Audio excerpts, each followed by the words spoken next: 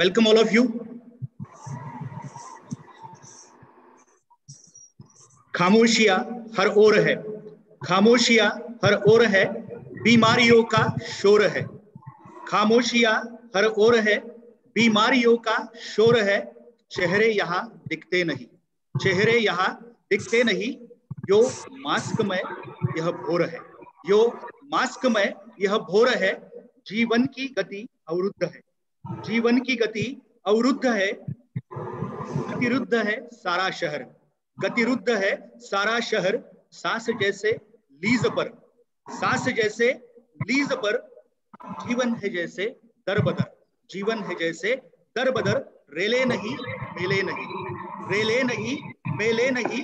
रिक्शे नहीं ठेले नहीं, रेले नहीं मेले नहीं। रिक्शे नहीं ठेले नहीं। जीवन की रेलप मेल में, जीवन की रेलप मेल में। ऐसे तो पल झेले नहीं, ऐसे तो पल झेले नहीं। Hello everyone, I doctor Sawan Giridhar Dharmapuriwar, associate professor from the Department of English, Vidyasagar Kala Mahavidyalay, Khairi Vijayawada Ramtek, welcome all of you for the one-day national webinar on the topic literature and culture during COVID pandemic, organized jointly by the Departments of Marathi and English of Vidyasagar Kala Mahavidyalay, Khairi Vijayawada Ramtek, and Mahatma Gandhi Arts and Commerce College, Parshur. COVID and Corona has become inseparable parts of our life since last 1.5 years. Almost everyone's life has gone through a change due to lockdown, critical health issues, social, economical issues, and deaths of near and dear ones. The COVID-19 pandemic has made a long-lasting effect on human life and culture. Literature has always reflected the human life in true sense. The COVID pandemic and its effects remain at the center of literary creations during these days, and hence we are gathered here to discuss literature and culture during COVID pandemic. At the outset, I want to thank our patrons, Honorable Shri Ranjit Babu Deshmukh Sir, ex-Agriculture Minister of Government of Maharashtra and President of BSPM Academy of Higher Education, Nagpur. At the same time, Honorable Ashish Jaiswal Sir, MLA Ramtek and President of Vidyasagar Education Society, Ramtek. Honorable Srimati Anita Ji Jaiswal Ma'am, Secretary, Vidyasagar Education Society, Ramtek, and Honorable Shri Yuvraj Ji Chalkhor Sir, Secretary, BSPM Academy of Higher Education, Nagpur, for giving this idea and opportunity to organize a national webinar on such a significant theme of literature and culture during COVID pandemic. I welcome them to this webinar. At the same time, I take this opportunity to welcome resource person of this webinar, Honorable Dr. Shailendra Lende Sir, Professor, Postgraduate Teaching Department of Marathi, Rashtra Sant Tukadoji Maharaj, Nagpur University, Nagpur. I also welcome resource person of today's webinar, Honorable Dr. Sanjay Palwekar Sir, Professor and Head, Postgraduate Teaching Department of English, Rashtra Sant Tukadoji Maharaj, Nagpur University, Nagpur. I also welcome all the principals, head of the departments, and teachers who have participated in this webinar. Before I move on further, let us know about the organizing institutions. Vidyasagar Kala Mahavidyalay is governed by Vidyasagar Education Society, Ramtek, and was established on August 9, 1999 under the chairmanship of late Dr. Vinod Kumar Ji Jaiswal, an eminent doctor, educationist and visionary of Ramtek, with the aim to open the doors of higher education for the underprivileged, backward, and tribal students of Ramtek and adjoining villages. The college is fully aided and recognized by the government of Maharashtra and permanently affiliated to Rashtrasanta Tukaroji Maharaj Nagpur University, Nagpur. The college is included under 2F12B Act of 1956 and accredited with B grade in the first cycle by the NAC in 2018. The college offers BA degree in various subjects. Today, the institution is leading center providing quality education to the tribal and rural students and empowering them to meet the challenges of 21st century. The collaborative institution in this organization of the webinar, Mahatma Gandhi Arts and Commerce College, Parshivani, is one of the leading higher educational institutions in Parshivani Taluka. It was established in July 1990. The college is governed by Vidya Shikshan Prasarak Mandal's Academy of Higher Education, Nagpur. It is fully aided by Government of Maharashtra and permanently affiliated to Rashtrasanta Tukaroji Maharaj Nagpur University, Nagpur. The college offers undergraduate courses in arts and commerce, faculty and postgraduate courses in Marathi, sociology, economics. The college has successfully faced 2 cycles of NAC accreditation. At present, the college is a premium educational institution in Parshivani Taluka, providing quality education to the rural students. Now, I request respected Dr. PKU Pillai sir, convener of this webinar and principal of Vidyasagar Kala Mahavidyalaya, Khairi Vijayawada, Ramtek, to deliver the introductory address. Over to you, respected Dr. Pillai sir.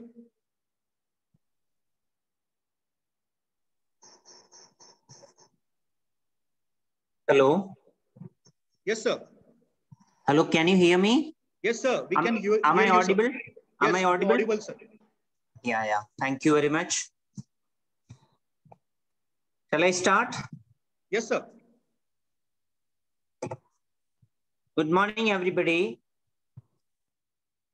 Honorable patrons, Shri Ranjit Babu Deshmukh, Advocate Ashish Ji Jaiswal, Srimati Anita Ji Jaiswal, Honorable Yuvraj Ji Chalkor sir,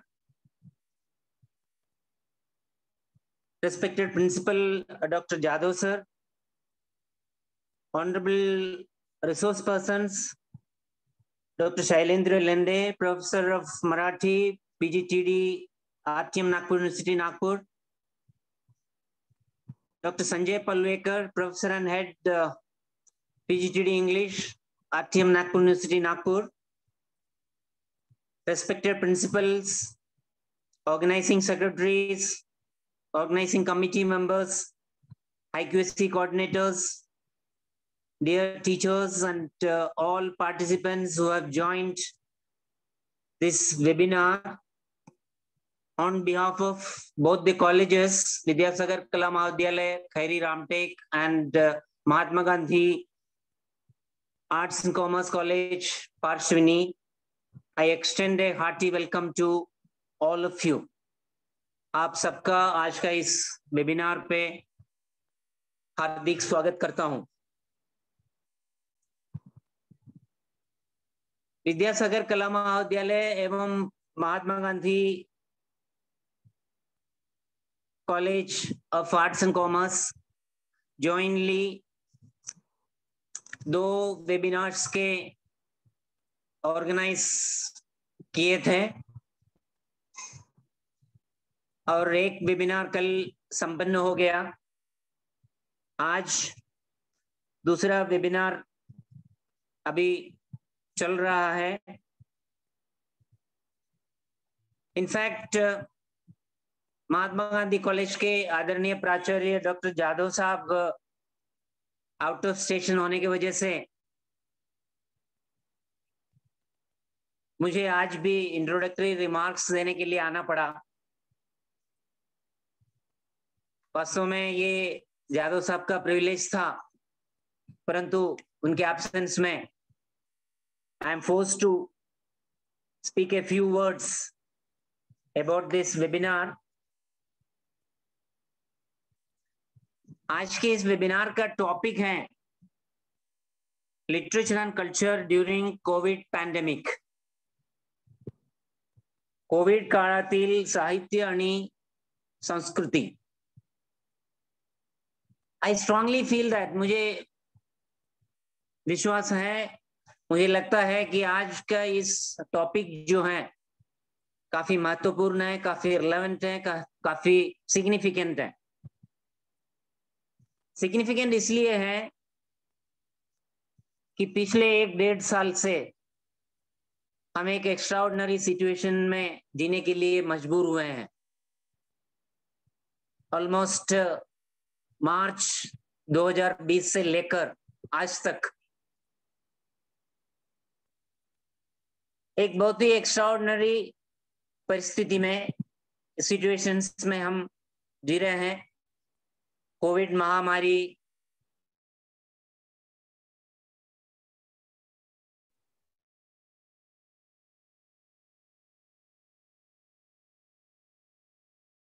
हमारे सारे walks of life में एक social, तो इस प्रकार के सारे human life के जो different important areas जो है, ये सभी एरियाज प्रभावित हुए हैं.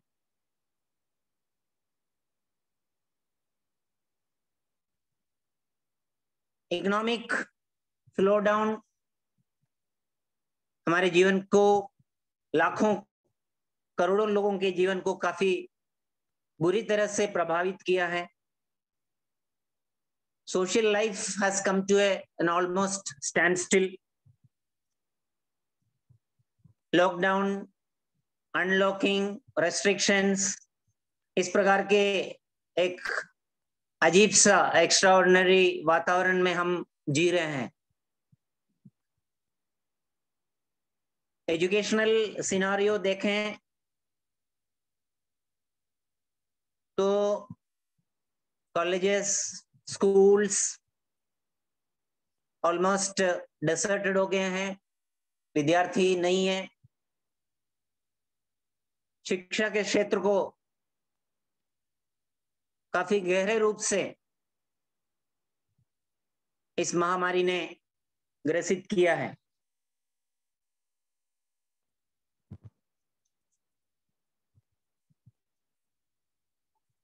हमारे जीवन में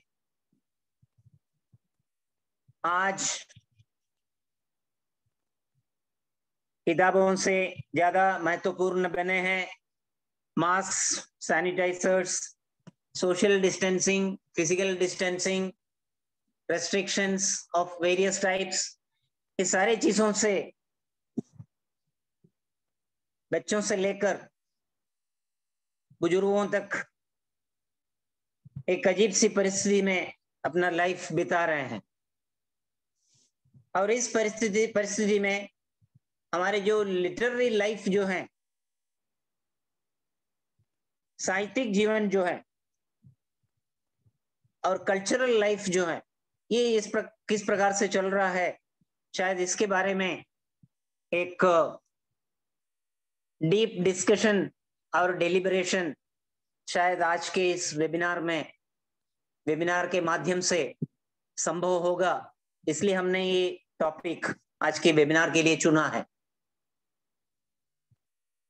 हमारे जो रिसोर्स पर्सन्स हैं, डॉक्टर शैलेंद्र कुमार लेंडे, डॉक्टर संजय पलवेकर, ये अपने अपने विभाग के प्रमुख हैं. एक मराठी विभाग में, एक अंग्रेजी विभाग में,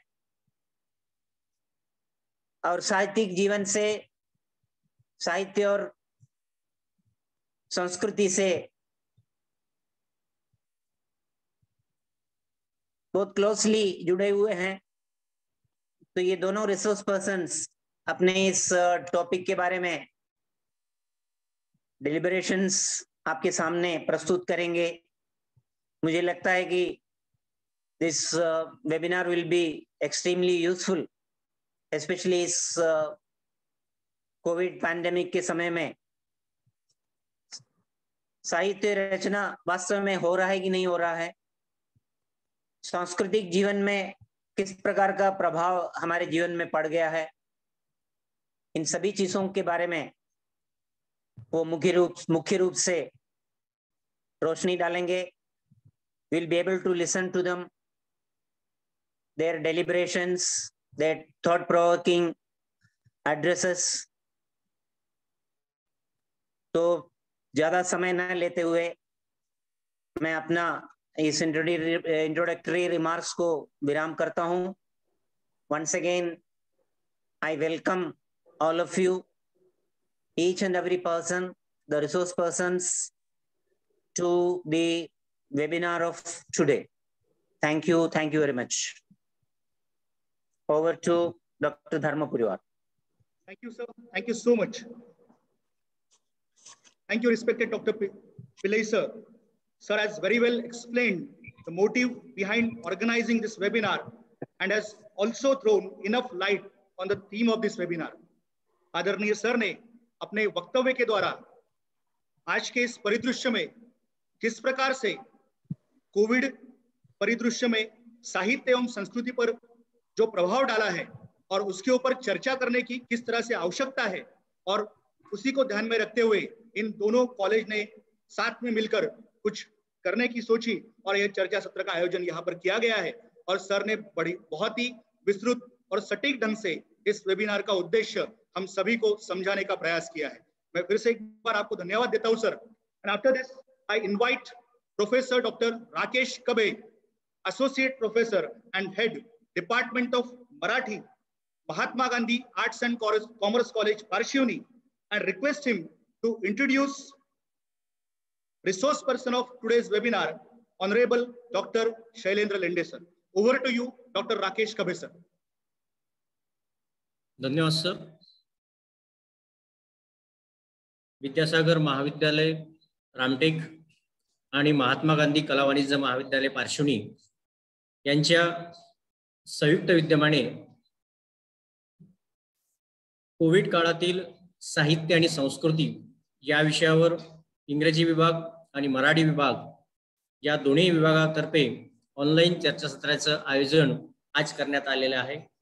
या चर्चासत्राला प्रामुख्याने उपस्थित असलेले विद्यासागर महाविद्यालयाचे प्राचार्य आदरणीय डॉक्टर पिल्लई सर या चर्चासत्रात प्रामुख्याने प्रमुख वक्ते doctor Lende sir, doctor Palveke sir, त्याचप्रमाणे या कार्यक्रमाचं उत्कृष्ट सूत्रसंचालन करणारे आयोजक आदरणीय डॉक्टर सावंत धर्मपुरीवार सर, मराठी विभाग प्रमुख डॉक्टर गिरीश सपाटे, डॉक्टर राजेंद्र पांतावणे, महेश चोंदे, प्राध्यापक चोंदे सर.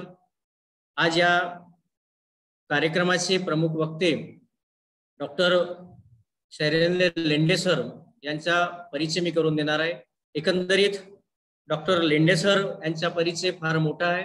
एकंदरीत साहित्य क्षेत्रात आणि मराठी क्षेत्रात त्यांचं नाव अतिशय फार मोठं आदराने घेतले जाते.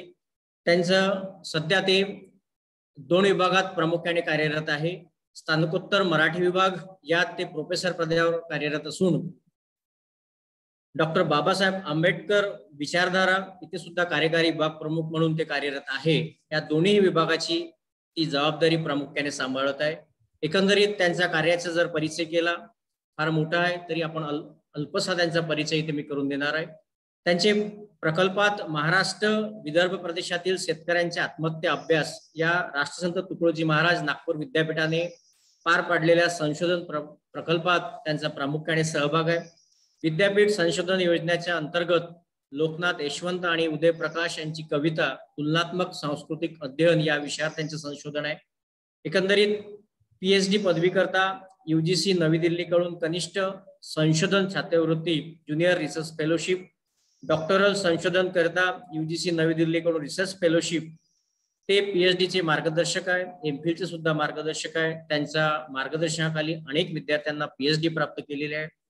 त्यांचं स्वतंत्र ग्रंथलेखन म्हणजे मराठी साहित्यातील विवेकवाद, वैचारिक निबंधकार डॉक्टर यशवंत मनोहर, गोपाळ गणेश आगरकर वाङ्मय दर्शन, मराठी आंबेडकरवादी कवितेचे वर्तमान, साहित्याचे मूल्यवेध, अर्वाचीन मराठी साहित्याचे अन्वयार्थ या पद्धतीने त्यांचे स्वतंत्र ग्रंथलेखन आहे.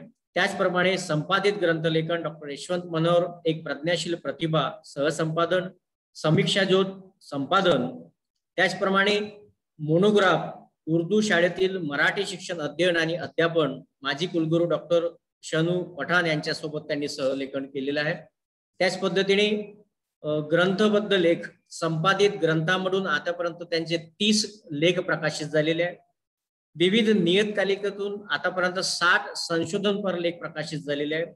चर्चासत्र, परिसंवाद या अधिवेशनामधून आतापर्यंत 80 शोध निबंध त्यांनी सादरीकरण केलेले आहे. आतापर्यंत 225 चर्चासत्र, परिसंवाद, अधिवेशन या कार्यशाळा या उपक्रमात त्यांनी सहभाग घेतलेला आहे. विविध कार्यक्रमामधून आतापर्यंत 170च्या वर त्यांनी व्याख्यान दिलेली आहेत. सावित्रीबाई फुले यांचे कार्य या विषयावरील राज्यस्तरीय चर्चासत्राचे अध्यक्षपद आणि संत तुकाराम यांचे विचार प्रबोधन या विषयावरील राज्यस्तरीय संमेलनाचे अध्यक्षपद सुद्धा त्यांनी विभूषित केलेलं आहे. 3 चर्चासत्राचे उद्घाटन पद सुद्धा त्यांनी विभूषित केलेलं आहे. 13 चर्चासत्रातील परिसंवाद व तांत्रिक सत्राचे अध्यक्षपद सुद्धा त्यांनी विभूषित केलेलं आहे. 4 चर्चासत्रातील परिसंवादाचे विमर्शकाचे सुद्धा त्यांनी कार्य केलेले आहे. त्याच पद्धतीने विद्यापीठाच्या मराठी विषयाच्या उजळणी वर्गाचे 7 वेळा समन्वयक म्हणून त्यांनी कार्य केलेलं आहे.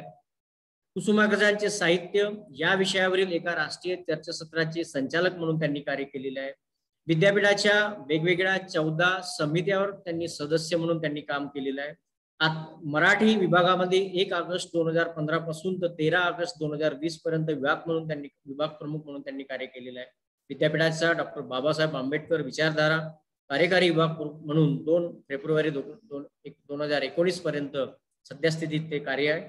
विभागामध्ये अपिलीय अधिकारी, जनमाहिती अधिकारी म्हणून त्यांचे कार्य आहे. त्याच पद्धतीने त्यांना या साहित्य क्षेत्रात ग्रंथलेखनाकरता 2 पुरस्कार त्यांना प्राप्त झालेले आहे. शैक्षणिक अकादमिक योगदानाकरता 1 पुरस्कार प्राप्त झालेला आहे. 8 सामाजिक, सांस्कृतिक, वाङ्मयीन, व्यावसायिक संस्थाचे सदस्यपद आहे. त्यांचे विशेष अभ्यास सत्र मराठी वैचारिक निबंध, मराठी कादंबरी, मराठी आंबेडकरवादी साहित्य, नवे साहित्य प्रवाह. त्याच पद्धतीने विद्यापीठाच्या वेगवेगळ्या मराठी अभ्यास मंडळाचे टास्क फोर्सचे ते अध्यक्ष म्हणून त्यांनी काम केलेलं होतं. सध्या मराठी अभ्यास मंडळात सुद्धा ते सदस्य म्हणून कार्यरत आहे. विद्यापीठाच्या एकंदरीत मराठी विषयाच्या अनुषंगाने वेगवेगळ्या समितीवर त्यांनी कार्य केलेलं आहे. महाराष्ट्रात त्यांचा एक साहित्यिक म्हणून आणि एक वेगळं नाव त्यांचं लौकिक आहे. म्हणून आजच्या या चर्चासत्रात मी त्यांना विनंती करतो की कोविड काळातील साहित्य आणि संस्कृतीत वर्तमान परिस्थितीची काय स्थिती या अनुषंगाने ते आम्हाला मार्गदर्शन करतील अशी मी लेंडे सरांना विनंती करतो. धन्यवाद. माझा आवाज तुमच्यापर्यंत येतोय ना? माझा आवाज येतोय तुम्हाला बरोबर? ठीक आहे, ठीक आहे. सर्वांना नमस्कार. आपल्या 2 अतिशय महत्वाच्या महाविद्यालयांनी येथे या वेबिनारचं आयोजन केलेलं आहे. विद्यासागर कला महाविद्यालय रामटेक आणि Mahatma Gandhi arts and commerce college Parshivni या महाविद्यालयांनी कोविड काळातील साहित्य आणि संस्कृती या आजच्या काळामध्ये अतिशय महत्वाच्या ठरलेल्या अशा विषयावर या वेबिनारचं आयोजन केलेलं आहे. या कार्यक्रमाचे आयोजक रामटेक येथील विद्यासागर महाविद्यालयाचे प्राचार्य doctor PK Unnikrishnan Pillai sir, तसेच पारशिवनी येथील प्राचार्य डॉक्टर LB जाधव सर. आपल्या या विद्यासागर महाविद्यालयाच्या मराठी विभागाचे प्रमुख डॉक्टर गिरीश सपाटे सर, आणि पारशिवनी येथील मराठी विभागाचे प्रमुख डॉक्टर राकेश कभे सर, तसेच या वेबिनारचे आणखी जे दुसऱ्या विषयाचे आयोजक आहेत ते आमचे मित्र डॉक्टर सावन धर्मापुरीवार, सोबतच इंग्रजी विषयाचे आयोजक प्राध्यापक आर.टी. पानतावणे, प्राध्यापक पी.एम. गारोडे, प्राध्यापक एम.जी. चोंडे, ज्यांचं वक्तव्य आपण थोड्या वेळानंतर ऐकणार आहात, ते इंग्रजी विभागाचे प्रमुख आमचे मित्र डॉक्टर संजय पळवेकर सर.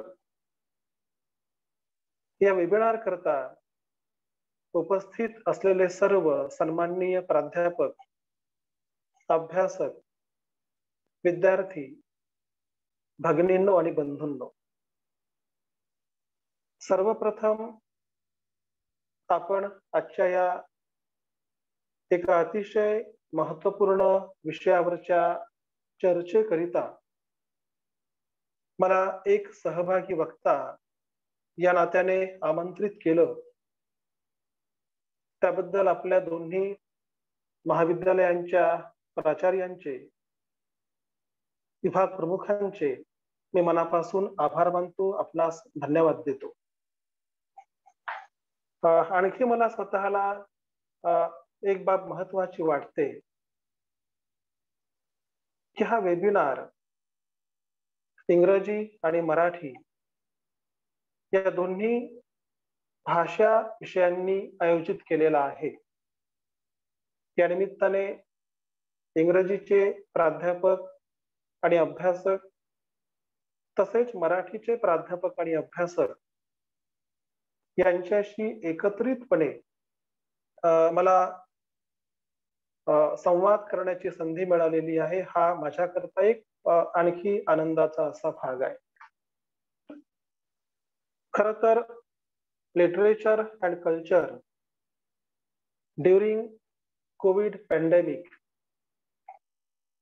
या एका आजच्या काळातील सगळ्यांना परिचित असलेल्या आणि सगळी मंडळी ज्या काळातून चाललेली आहेत अशा विषयाला आपण समजून घेण्याचा प्रयत्न करत आहोत.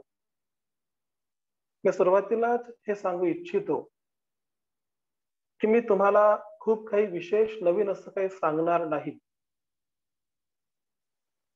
ते सांगण्याचं अधिकार क्षेत्र माझ्याकडे नाही, हा एक भाग आहेच. आणि दुसरा भाग म्हणजे आपण स्वतः सगळी मंडळी या काळाला ओळखून आहात. त्या काळातील अनेक प्रकारच्या घटना प्रसंगांचे आपण साक्षीदार आहात. त्यामुळे या विषयावर मी तुम्हाला मार्गदर्शन करेन हा भाग अजिबात मनात ठेवू नका.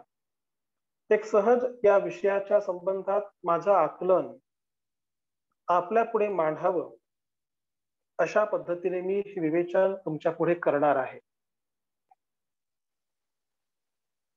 वास्तविक पाहता कला, साहित्य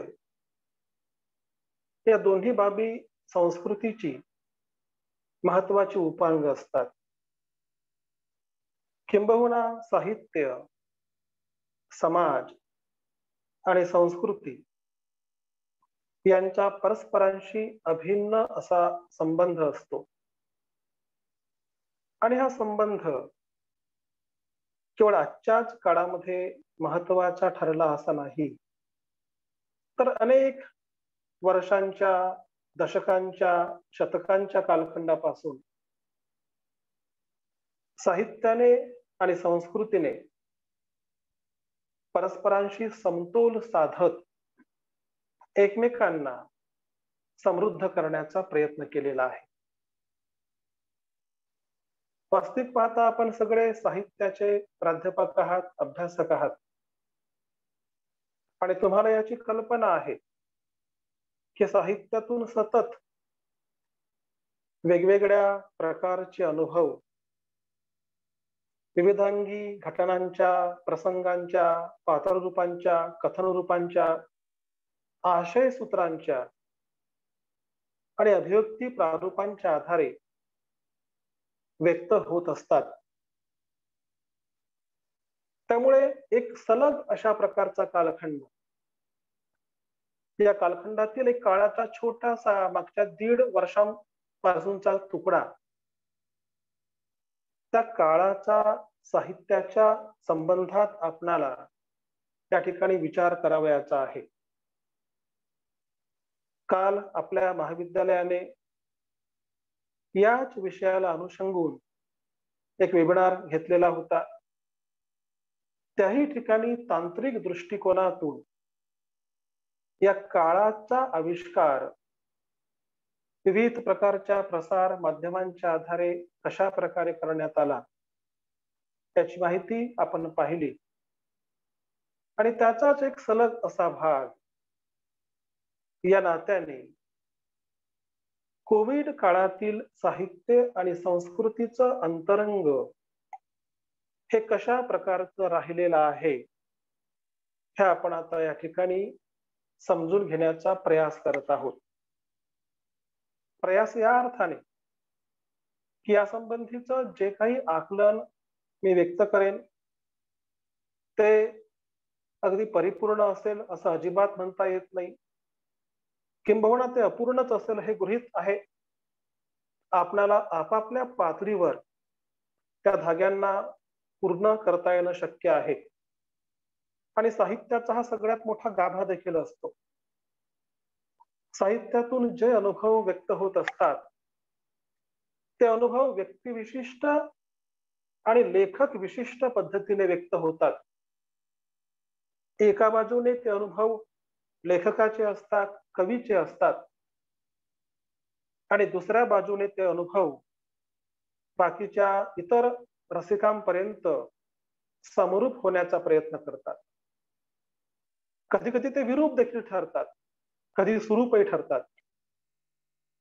मुळामध्ये हा जो आपला विषय आहे, literature and culture during Covid pandemic, या कोरोना काळातील कोविड काळातील साहित्य आणि संस्कृती या विषयाचे काही उपांग आहेत आणि ते उपांग स्वयंस्पष्ट स्वरूपाचे आहेत.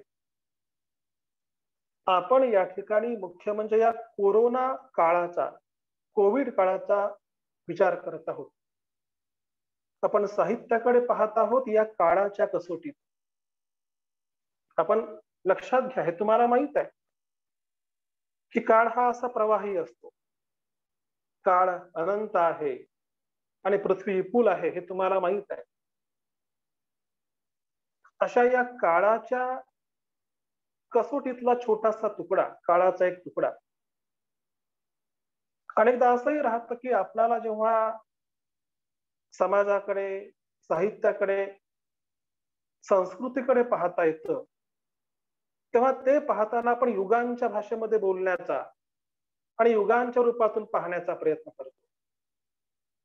साहित्यामध्ये कालभान व्यक्त होतं, अनेकदा ते युगभान व्यक्त होतं. आणि छोट्याशा काळाच्या तुकड्यापासून युगापर्यंत जर साहित्य आपल्या अनुभवाला व्यक्त करत असेल तर ते साहित्य त्या संपूर्ण काळाच्या पलीकडे जाण्याचं कार्य देखील करत असतात. मला इथे एक छोटीशी ओळ आठवते प्रभाकर चांदेकर नावाच्या कवीची, ज्या ओळींचा उल्लेख कवी ग्रेस यांनी केलेला आहे. त्या ओळी अशा आहेत: मला क्षणांचा अर्थ कळतो म्हणून मी युगांच्या भाषेमध्ये बोलत नाही. 2 ओळी आहेत, ग्रेस यांनी उद्धृत केल्या आहेत एका छोट्याशा लोकांना माहित नसलेल्या अशा प्रभाकर चांदेकर नावाच्या कवीच्या. मला क्षणांचा अर्थ कळतो म्हणून मी युगांच्या भाषेमध्ये बोलत नाही. मुद्दा असा आहे की जेव्हा आपणाला युगाची कल्पना समजून घ्यायची असते त्याकरता काळाचे छोटे छोटे तुकडे देखील आपणाला गंभीरपणे समजून घ्यायचे असतात. आणि या छोट्या छोट्या काळाच्या तुकड्यातून आपण मग युगभान, कालभान, कालोत्तीर्ण, विश्वोत्तीर्ण अशा प्रकारच्या अनुभव रूपापर्यंत पोहोचू शकतो. वास्तविक पाहता कोविडच्या पूर्वीचा कालखंड आणि कोविडोत्तर कालखंड अशा प्रकारची विभागणी आत्ताच अगदी सुरू आपल्याला करता येणार नाही.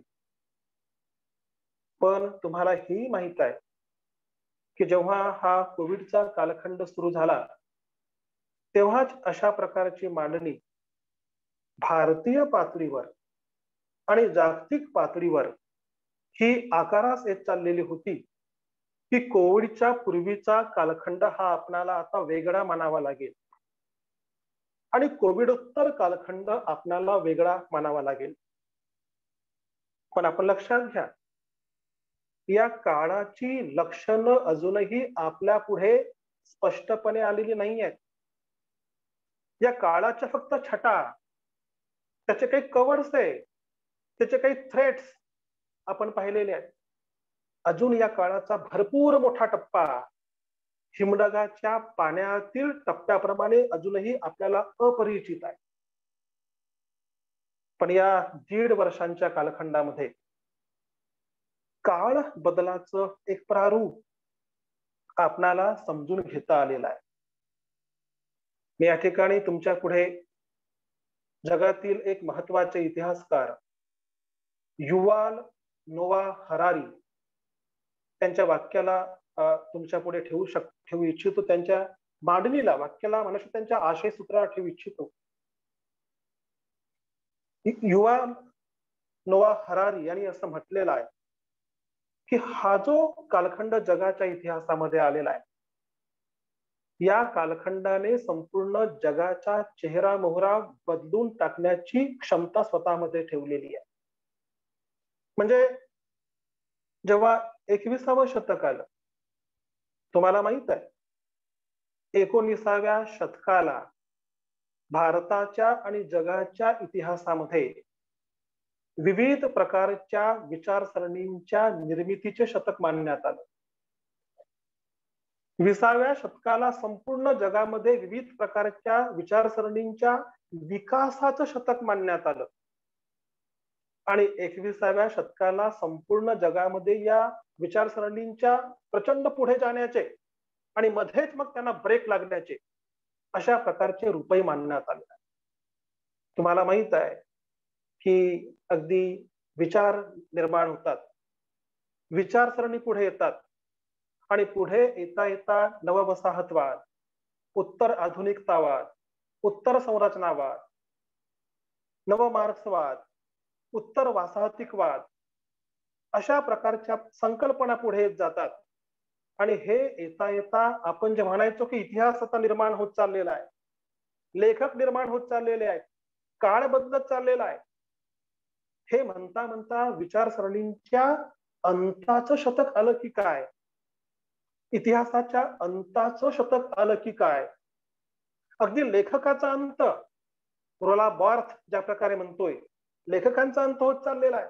डॅनियल बेल म्हणतो, फुकोयमा म्हणतो, इतिहासाचा अंत होत चाललेला आहे. अशा सगळ्या प्रकारच्या तत्वांच्या आणि तर्कांच्या अंताच्या बिंदूपर्यंत आपण येऊन पोहोचलेलो आहोत. अशा प्रकारची मांडणी होत असताना, अर्थात या मांडणीला सगळीकडे मान्यता आहे असं नाही, ही मान्य होणार नाही ही मान्य आपल्याला, पण तरीही आपण हे लक्षात घेतलं पाहिजे की कोरोनाचा कालखंड सुरू होण्याच्याच पूर्वी आपण जेव्हा 21व्या शतकामध्ये प्रवेश केला, त्या कालखंडामध्ये अनेक प्रकारच्या इतक्या गुंतागुंती वाढल्या की त्याच काळामध्ये आमचे गिरीश सपाटे यांना अंधार गडद होत चाललेला आहे अशा प्रकारच्या काव्य संग्रहाची निर्मिती करावी लागली. किंवा आमचे सावंत धर्मापुरीवार यांनी एक मानवी जीवनामध्ये येणारी हताशा, मानवी जीवनाचं हे गोठलेपण त्यांना त्यांच्या कथा संग्रहांच्या रूपातून मांडावंसं वाटलं. आता सावंत धर्मापुरीवार किंवा गिरीश सपाटे यांचं लेखन कोविड पूर्वीचं लेखन आहे, ते प्रकाशाच्याच काळातलं लेखन आहे, पण तरी त्यांना अंधार गडद होत चालला आहे असं वाटू लागतं. आणि असं वाटता वाटता अकस्मात मागच्या वर्षीच्या मार्च महिन्यापासून एका वेगळ्या प्रकारच्या पेंडेमिकच्या घटनेला दीर्घ अशा अंधाराला आपणाला सामोरं जावं लागतं. आणि त्यामुळे युवाल नोवा हरारी असं म्हणतात की आजच्या या काळामध्ये अशा प्रकारच्या घडामोडी घडत चाललेल्या आहेत की जे लोकांना वाटायचं की सगळ्या अत्याधुनिक साधनांच्या, प्रसार माध्यमांच्या, यंत्रांच्या, संयंत्रांच्या, तंत्रज्ञानाच्या आधारे आम्हाला सगळ्या प्रकारच्या घटकांवर विजय मिळवता येतो, अशा प्रकारचा भास, अशा प्रकारचा आभास सर्व लोकांच्या मनामध्ये जो आतापर्यंत निर्माण झाला होता त्याला तडा जाण्याचा हा कालखंड आहे. म्हणजे कोरोनाचा कालखंड हा तुमच्या सगळ्या प्रकारच्या आतापर्यंतच्या कल्पनांना धक्का देणारा अशा प्रकारचा कालखंड ठरलेला आहे. आणि मुख्य म्हणजे या काळाची लक्षणं अद्याप परिपूर्णपणे पुढे आलीच नाही आहेत. हा कालखंड बिंग आणि बिकमिंगचा कालखंड आहे. अजून ते बिंग बिकमिंग प्रक्रिया सुरूच आहे, सुरू राहणार आहे. आणि अशा या कालखंडाला शब्दामध्ये बद्ध करण्याचं कार्य, लेखनबद्ध करण्याचं कार्य आपल्या कवींनी, साहित्यिकांनी आपापल्या परीने करण्याचा प्रयत्न केलेला आहे. अशा या कालखंडामध्ये, या कालखंडातील साहित्याचं स्वरूप नेमकं कशा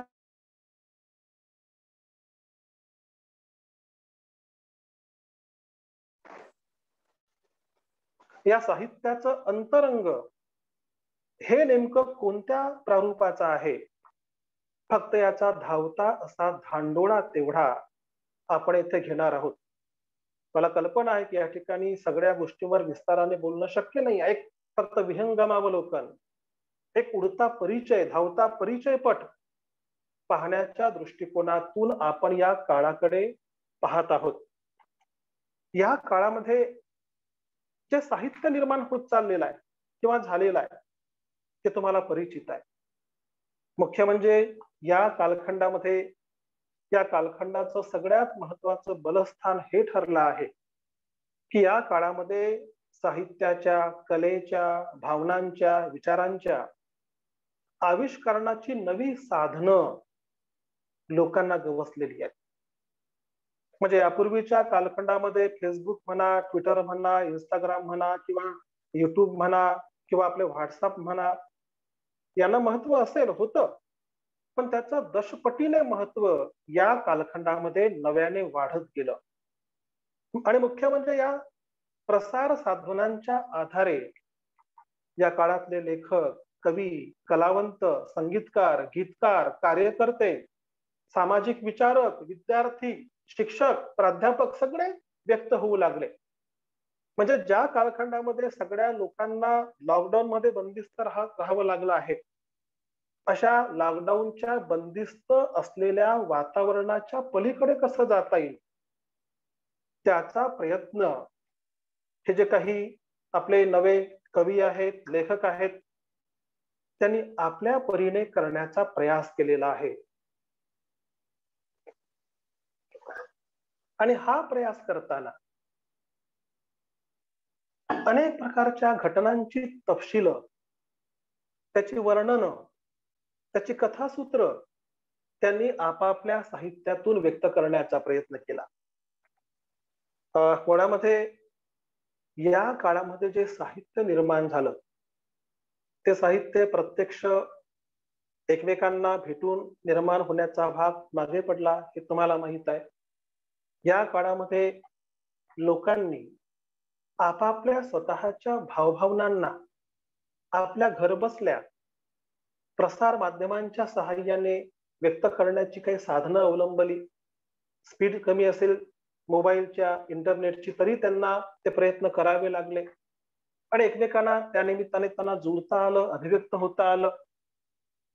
तर या काळाचं जेव्हा प्रारूप हळूहळू आकार असेत गेलं तेव्हा त्या कालखंडामध्ये एकतर कोरोनाला किंवा कोविडला समजून घेण्याचाच प्रयत्न अनेक साहित्यिक, अनेक कवी आपापल्या परीने करत गेले.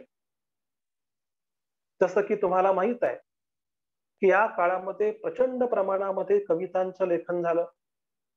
म्हणजे अगदी व्यक्ती कवी नसेल अकवी असेल किंवा न कवी असेल, अशा प्रकारच्या मंडळींनी देखील या कालखंडामध्ये स्वतःला व्यक्त करणं महत्वाचं मानलं. या काळामधील साहित्याची एक बाजू ही थोडी माहिती वजा होती, ती थोडी प्रचार वजा स्वरूपाची होती, ती काही काव्यात्मक स्वरूपाची होती असं म्हणता येत नाही.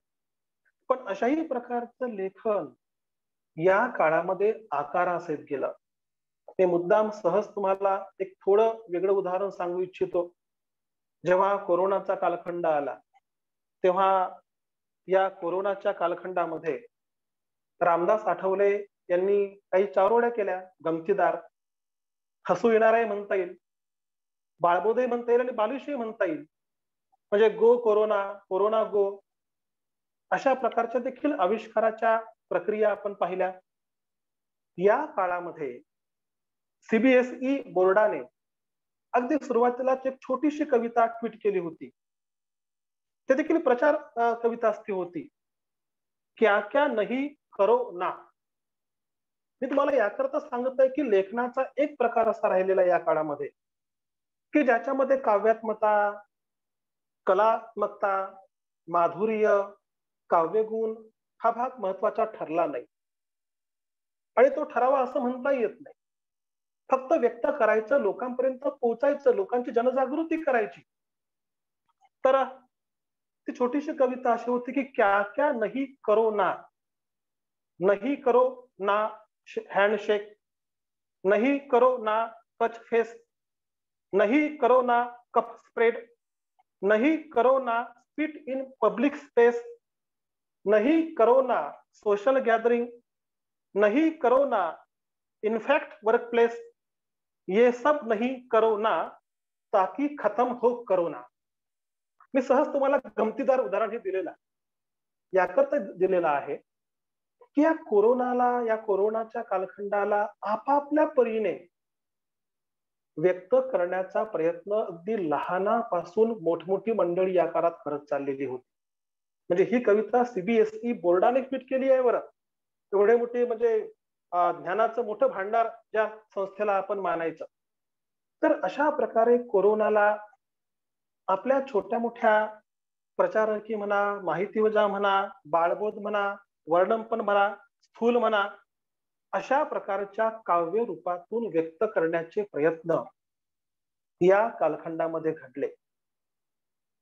तुम्हाला माहित असेल तर या कालखंडामध्ये प्रचंड मोठं कवितांचं लेखन झालं. म्हणजे अनेक प्रकारचे डिजिटल प्लॅटफॉर्म्स या काळामध्ये संपूर्ण भारतभर नाही, जगाच्या पातळीवर आकारास आले. छोटे छोटे ग्रुप्स, छोटे छोटे समूह, ज्यांना आतापर्यंत विचारपीठ कधी मिळालीच नव्हती, अशा प्रकारच्या संस्था, अशा प्रकारच्या लिटररी ग्रुप्स स्वतःला या आपल्या डिजिटल प्लॅटफॉर्म्सच्या आधारे ते व्यक्त करत गेले. याच काळामध्ये काही कलाकृती देखील आलेल्या आहेत बरं.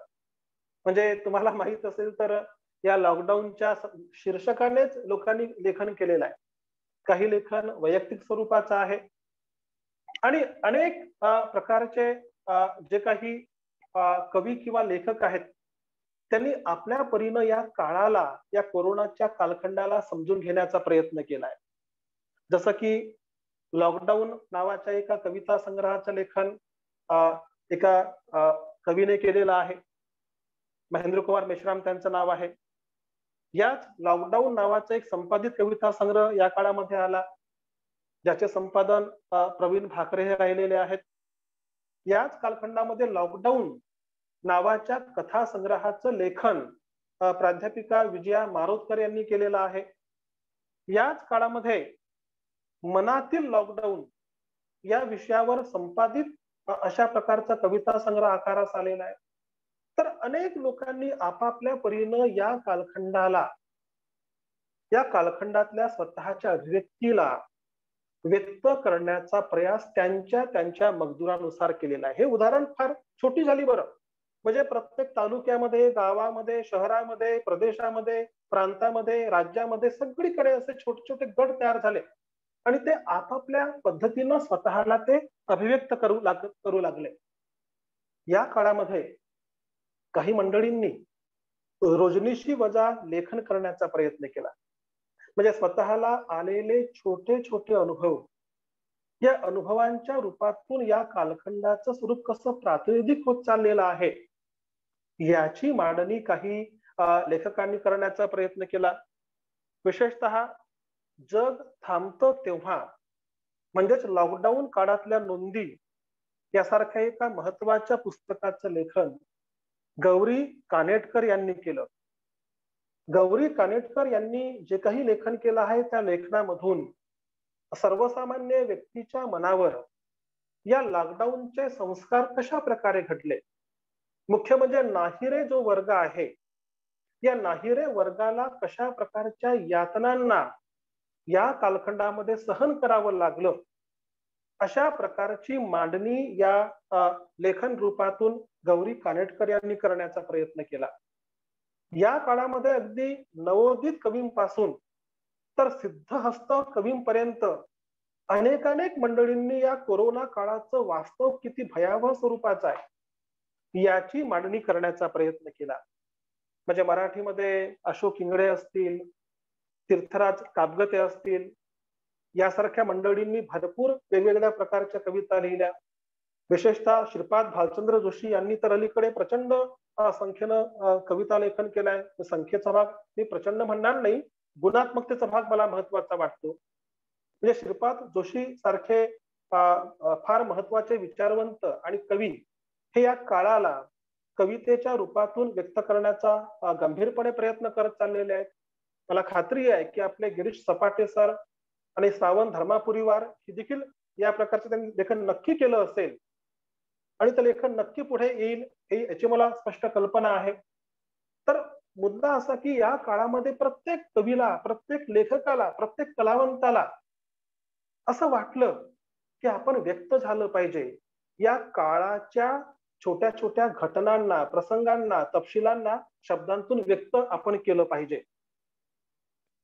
या काळामध्ये एक महत्वाचा भाग असा झालेला आहे की आतापर्यंत जे वंचित समूह होते, या वंचित समूहांना स्वतःच्या स्वराला फार चांगल्या प्रकारे व्यक्त करता आलेला आहे.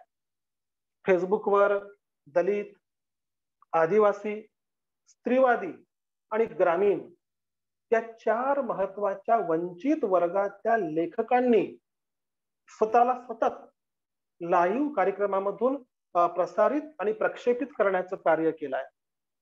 म्हणजे हे जे छोटे छोटे साहित्य समूह आहेत, ज्यांना यापूर्वीच्या प्रस्थापित साहित्य व्यवहारामध्ये कधी फारसं स्थान मिळालं नव्हतं, अशा मंडळींनी या लॉकडाऊनच्या कालखंडामध्ये फेसबुकचा, ट्विटरचा, युट्यूबचा, व्हॉट्सअप ग्रुपचा आधार घेत प्रचंड प्रमाणामध्ये स्वतःला व्यक्त करण्याचा प्रयत्न केला. या काळात कविता, पुरखा कथन, बाकडी गबना यासारख्या कार्यक्रमामधून आदिवासी कवींनी, आदिवासी लेखकांनी आपल्या स्वतःच्या जाणीवा व्यक्त करण्याचा प्रयास केला. या काळामध्ये साहित्यरत्न अण्णाभाऊ साठे व्याख्यानमाला, सत्यशोधक मुक्ताबाई साळवे व्याख्यानमाला, डॉक्टर आंबेडकर व्याख्यानमाला, श्री शिवाजी महाराज व्याख्यानमाला, अशा अनेक महत्वाच्या व्याख्यानमाला ऑनलाईन गुंफल्या गेल्या आणि त्याच्यातून त्या त्या समूहाच्या चेतना साहित्याच्या रूपातून व्यक्त करण्यात आल्या. कवितेमध्ये तर अक्षरशः कवितेचा रतीब एकंदर या काळामध्ये आपल्याला पाहायला मिळतो. झिम्माड काव्य समूह, आम्ही मनमुक्ता, मनसा काव्यमाला, काव्यहोत्र अशा प्रकारच्या अनेक अखंड चालणाऱ्या कवितांची पारायणं या काळामध्ये साहित्याच्या ऑनलाईन रूपातून व्यक्त होत गेली. म्हणजे अगदी स्वतःला व्यक्त करायचं, स्वतःला व्यक्त करण्याची प्रक्रिया या कालखंडात प्रचंड मोठ्या प्रमाणात आपल्याला पाहायला मिळते. म्हणजे अगदी असं म्हणा की मोबाईलचा डाटा जो आहे तो लोकांना आवश्यक या काळात वाटू लागलेला आहे. गमतीनं असं म्हणतात की घरामध्ये आटा नसला तरी चालेल, पण डाटा मात्र असावा, कारण या डाट्याशिवाय आपल्याला पुढे काहीच करता येत नाही. इथपर्यंत लोक या प्रसार माध्यमांच्या संभाषणाशी पूर्णपणे या काळामध्ये एकरूप झालेले आहेत. या काळाच्या संबंधामध्ये असं म्हणता येईल की जे वंचित समूह आतापर्यंत या साहित्याच्या मुख्य प्रवाहापासून दूर राहिले होते, त्या मंडळींना स्वतःला व्यक्त करता आलं ते या ऑनलाईन साधनांच्या आधारे. आणि त्यामुळेच असं म्हटलं गेलेलं आहे की या अनेक प्रकारच्या कार्यक्रमांच्या रूपातून एका मोठ्या समुदायाला एकांतवासाची आणि तुटलेपणाची झळ बसू न देता त्यांना रचनात्मक आणि सृजनात्मक अशा कामामध्ये गुंतवण्याचे कार्य या काळातल्या सांस्कृतिक विश्वाने केले. म्हणजे एका अर्थाने साहित्यिक आणि सांस्कृतिक विश्व छोट्या मोठ्या कवींच्या, साहित्यिकांच्या, कलावंतांच्या, कथाकारांच्या लेखनातून या काळामध्ये समृद्ध होत गेले. आता हा जो सगळा जो भाग आपण पाहतो, मी आता तुमच्या पुढे एक बाजू मांडलेली आहे. त्याची दुसरी बाजू मला मांडणं जास्त महत्वाची वाटते, कारण त्याचा संबंध थेट या काळातल्या संस्कृतीशी आहे. आपण लक्षात घ्या की हे जी सगळी साधनं आहेत ना ऑनलाईन प्लॅटफॉर्मची, ही वापरली कुणी? ही कुणाला वापरता आली? ही कुणाला प्राप्त करता आली? मी तुम्हाला सांगितलं पाहिजे की महाराष्ट्रामध्ये ग्रामीण भागामध्ये फक्त 3.3% लोकांच्या घरी संगणक आहे आणि फक्त 18% लोकांच्या घरी इंटरनेटची सुविधा आहे. म्हणजे ग्रामीण भागातील फक्त 18%, तेही मॅक्सिमम, कमाल 18% लोकांना या इंटरनेटवरच्या साधनांचा आधार घेता आला आहे, त्याला समजून घेता आला, त्याला आत्मसात करता आलेला आहे. महाराष्ट्रातल्या शहरामध्ये संगणकाचे प्रमाण हे 27% आहे आणि इंटरनेटचे प्रमाण घरामध्ये 52% आहे शहरातल्या. म्हणजे खेड्यामध्ये फक्त 18% लोकांच्या घरी इंटरनेट आणि शहरामध्ये फक्त 52% लोकांच्या घरी इंटरनेट. म्हणजे ज्याच्या आधारे यांना जुडता येतं ती साधनच फार अपुरी आहेत. म्हणजे असं म्हणता येईल की फक्त 30% लोकांना, 30% समाजाला, 30% संस्कृती पुरुषांना, 30% रसिकांना या प्रक्रियेमध्ये स्वतःला जोडता आलेला आहे. पण प्रचंड मोठा असा जो वर्ग ज्याला देखील व्यक्त करण्याचा अधिकार आहे, ज्याला वाटतं की आपणही व्यक्त झालं पाहिजे, आपल्यालाही स्वतःला व्यक्त करता आलं पाहिजे, अशा प्रकारच्या लोकांसाठी ही साधनं त्यांच्याकरता अप्राप्त ठरलेली आहेत. या काळामध्ये जे काही लेखन आकारास आलं ते लेखन बहुतांशपणे शहरी किंवा मध्यमवर्गीय किंवा निम्न मध्यमवर्गीय असं तुम्हाला म्हणता येईल. तर अशा प्रकारे ही सगळी साधनं वापरताना त्याला काही मर्यादा देखील पडलेल्या आहेत. आणि आता या ठिकाणी मी तुम्हाला सांगितलं पाहिजे की या काळामध्ये जे साहित्य निर्माण झालं, जी संस्कृती निर्माण झाली, ती संस्कृती साहित्य निर्मिती कशी होती? ती वैयक्तिक रूपाची होती. त्याच्यामध्ये स्वतःचे अनुभव आहेत, स्वतःला एकंदर व्यक्त करणं आहे. स्वतःच्या अनुभवाच्या आधारे या कालखंडामध्ये या लेखकांना, या कवींना कशा प्रकारचे अनुभव आले ते अनुभव प्रगट करण्याचा भाग आहे. पण हे सगळं होत असताना एका बाजूने हे जे काही सुरू आहे ते असलेलं सगळं जग आपल्याला त्रिशंकू बनवत चाललेलं आहे, अशा प्रकारची जाणीव देखील या काळामध्ये लोकांच्या मनात प्रचंड प्रमाणात निर्माण होत चाललेली होती. म्हणजे आतापर्यंत या काळामध्ये ज्या लेखकांनी, कवींनी लेखन केलं त्याच्यातून एक मनाचा निवांतपणा, मनातील घुसमट व्यक्त करणं, वैयक्तिक त्राग्याला, दुःखाला, एकांतवासाला, घरबंदीला, लॉकबंदीला, घरातल्या तुरुंगबंदीला व्यक्त करणं हा भाग होता. पण हे करताना आपल्या अवतीभवतीचं जे जीवन आहे ते किती विदीर्ण होत चाललेलं आहे.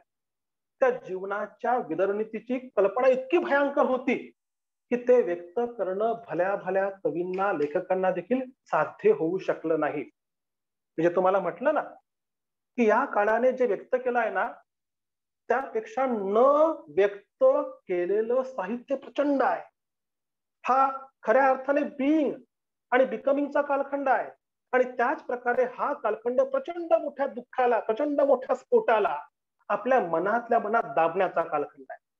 जे अजूनही बाहेर आलं नाहीये ते विस्फोटक आहे. ते एकंदर तुमच्या संस्कृतीच्या, समाजाच्या, कलेच्या कल्पनांना धक्का देणार आहे, तोडून टाकणार आहे. आणि त्या प्रकारचं लेखन निर्माण होण्याच्या शक्यता या कोरोना कालखंडाच्या गाभ्यामध्ये सामावलेल्या आहेत. अजूनही त्या क्षमतांचा वापर मराठीतल्या कवींना, साहित्यिकांना अद्याप पुरेशा प्रमाणामध्ये करता आलेला नाही, पण ते येईल. या काळाचं हे नव संस्कृती रूप आपणाला पुन्हा एका वेगळ्या युगापर्यंत नेऊ शकेल. या कोरोनाच्या कालखंडामध्ये जे लोकजीवन पूर्णपणे बधीर झालं, लोकांचे धंदे गेले, नोकऱ्या गेल्या, बेरोजगारी वाढली, कामगार हे पूर्णपणे आपल्या घरादाराला परागंदा झाले, त्यांना सगळं सोडून इथून बाहेर पडावं लागलं. हा सगळा भाग इतका यातनामयी होता. या सगळ्या यातनांना आपण मधल्या कालखंडामध्ये आपण टीव्ही वरून पाहिलेला आहे, त्यांच्यावर लेख आपण वाचलेले आहेत. मी फक्त एका छोट्याशा हिंदी मधल्या कवितेचा उल्लेख करू इच्छितो. फक्त त्या काळाचे ग्लिम्सेस कशा प्रकारचे आहेत, त्या काळामध्ये कशा प्रकारच्या यातना चक्रातून समाजाला जावं लागलंय, फक्त याची ओझरती तुम्हाला ओळख व्हावी याकरता मला तुमच्या पुढे हिंदीतल्या एका कवितेचा उल्लेख आवर्जून करावासा वाटतो. ती कविता थोड्या वेगळ्या प्रकारची. ती कविता असं म्हणते, हे रस्त्यांनो, ह्या उन्हाच्या झळांनी गरम झालेल्या डांबरी सिमेंटच्या रस्त्यांनो थोडे थंड व्हा, आमच्या आधीच्याच भेगाडलेल्या पावलांना थोडं विसावा द्या. अशा प्रकारच्या आशयाची मांडणी ती कविता करते. ती म्हणते, सूर्या तू थोडा कमी तप्त हो, थोडा शीतल हो आमच्या करता. त्या कवितेच्या ओळी मी तुमच्या पुढे ठेवतो, म्हणजे त्या काळाच्या गर्भामध्ये कशा प्रकारचे घटना प्रसंग दडले आहेत याची तुम्हाला उझरती कल्पना येऊ शकेल. ए सडको तुम थंडी रहना. भावना आहेत सर्वसामान्य व्यक्तीच्या, त्या एक कवीने व्यक्त केल्या आहेत. अनाम कवी आहे, बेनाम कवी आहे, अनामिक कवी आहे. ए सडको तुम ठंडी रहना, सूरज की ना फरमानी करना, गुजर रहे हैं श्रमजीवी, कांधे लादे अम्मा बीबी, कोई बेटे का शव लटकाए, चला जा रहा शीश झुकाए. तुम्ही हे दृश्य टीव्हीवर पाहिलेले असतील. गुजर रहे हैं श्रमजीवी, कांधे लादे अम्मा बीबी, कोई बेटे का शव लटकाए, चला जा रहा शीश झुकाए. रोने से करता परहेज, क्वारंटीन में न दे भेज, जहां फेंक कर मिलती रोटी, निर्धन को नियति की बोटी, अपनी पलकों पे अश्रु छुपाए, शहरी निर्दयता बिसराए, गुमसुम बैठी पैडल मारे, बाइसिकल को पिता निहारे, सूटकेस का पहिया खोले, सुला पुत्र को खींचे होले, जननी अपना धर्म निभाए, माह जेठ का और खिसकाए, भले बुरे सब मिलते पथ पर, गाली गुल्ला फटकार अकथ पर. पुरवा अब भी दूर बहुत है, दुनिया अब भी क्रूर बहुत है, मेरी भी है भागीदारी, दुनिया सुंदर बनी न सारी, किंतु पथों से मेरा अनुनय, वह जीवन जो पूरा श्रममय, अपने खलियानों जा पहुंचे, ए सड़को तुम ठंडी रहना, सूरज की ना फरमानी करना. या रस्त्यांना आपल्याकरता थोडं थंड राहण्याची विनंती करणार ही सर्वसामान्य व्यक्तींची भावना आपणाला त्या काळामधल्या अनेक घटकांमध्ये पाहता आलेली आहे. आणि हे लेखन अद्यापही साहित्यातून येऊ शकलं नाही आहे. म्हणूनच कोरोना काळातील संस्कृती आणि कोरोना काळातील साहित्याचा विचार करताना या काळाच्या उदरामध्ये जे प्रश्न दडलेले आहेत ना, ते प्रश्न अत्यंत भयावह पद्धतीचे आहेत. आणि ते प्रश्न जर पुढे आले तर खऱ्या अर्थाने या संस्कृतीच्या समोरच्या प्रश्नांची उकल करण्याची सामर्थ्य आपणाला प्राप्त होऊ शकेल. मला सांगायचं हे आहे की या कोरोना काळामध्ये जे साहित्य निर्माण झालेलं आहे, जे साहित्य बहुतांशपणे वैयक्तिक स्वरूपाचा राहिलेला आहे, वर्णनपर स्वरूपाचा राहिलेला आहे, घटना प्रसंगपर स्वरूपाचा राहिलेला आहे, पण त्या साहित्याला जो चिरंतनतेचा गाभा व्यक्त करायचा असतो तिथपर्यंत पोहोचण्यासाठी प्रचंड मोठी मजल गाठावी लागेल. आणि मुख्य म्हणजे या काळामध्ये जे लेखन सुरू आहे ना, या काळाचं अंतरंग फार वेगळ्या पद्धतीचं आहे बरं. म्हणजे या काळामध्ये इतक्या इतक्या आखरीतमय गोष्टी घडत चाललेल्या आहेत की आपला सगळ्या प्रकारच्या मूल्यांवरचा विश्वास उडावा अशा प्रकारच्या काळात आपण पोहोचलेलो आहोत. आता हे सगळं बोलणं निराशमय असं ते म्हणू नका. एक फक्त वस्तुस्थितीला समजून घेण्याचा प्रयत्न आपण या निमित्ताने करूया. मान्य आहे, हे खोटं ठरावं ही आमची इच्छा आहे, माझी इच्छा आहे. पण तरी देखील या काळामध्ये जो एक बथडपणा, बोथडपणा, बधीरपणा आपल्या संवेदनेला आलेला आहे किंवा तसं आपल्याला स्वीकृत करावं लागलेलं आहे, अशा प्रकारच्या कालखंडाचं एक दाहक दर्शन या काळामध्ये आपणाला पाहता आलेलं आहे. मी या काळातलं फक्त तुमच्या पुढे एक आकलन मांडू इच्छितो जे एका अतिशय महत्वाच्या अभ्यासकाचं आहे. मी मुद्दाम तुमच्या समोर त्यांची ते अवतरण उद्धृत करू इच्छितो की या काळातलं जे लेखन सुरू आहे ना, हे लेखन नेमकं कशा स्वरूपाचं आहे याची तुम्हाला फक्त विक्षेपात करू इच्छितो.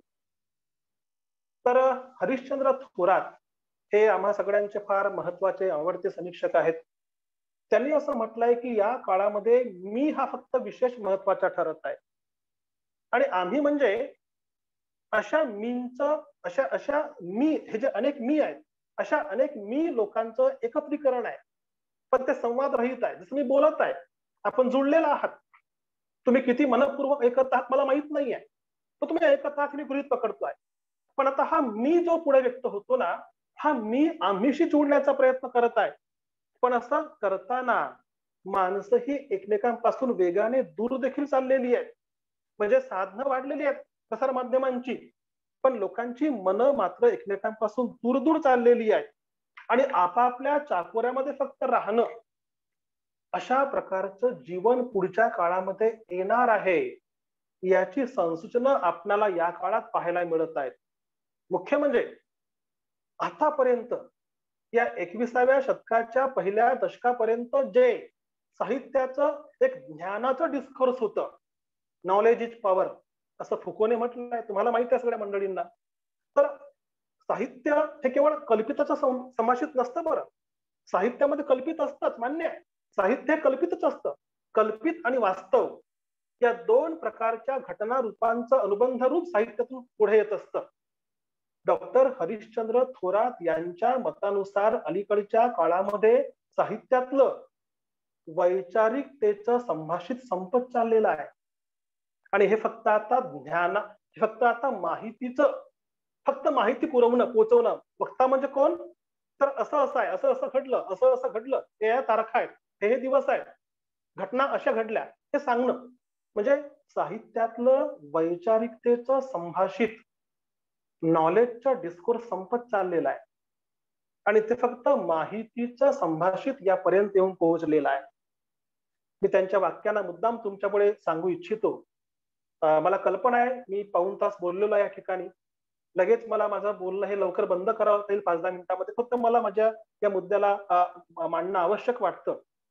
तर ते म्हणतात की विचारांचे आणि अभिव्यक्तीचे स्वातंत्र्य, चिकित्सक दृष्टी, समतेचा आग्रह, न्यायाची प्रतिष्ठापना, ऐतिहासिकतेचे भान या सर्व एकेकाळी मूल्ययुक्त वाटणाऱ्या गोष्टी या आयुष्यामध्ये अवतरू नयेत अशाच प्रकारचे एकूण वातावरण या कालखंडात निर्माण झाले. जीवनाला काहीतरी मूल्य असतं, हे साहित्याचं मूल्याचं भान हे आता नष्ट होत चाललेलं आहे आणि त्याच्याऐवजी फक्त या गोष्टींना काही अर्थ नाही अशा प्रकारच्या वळणापर्यंत आपलं येणं झालेलं आहे. आपल्या समाजामधले वैचारिकतेचे संभाषित या काळात वेगाने नाहीसे होत चाललेले आहेत आणि त्याची जागा फक्त माहिती परतेचे संभाषित घेऊ लागले आहेत.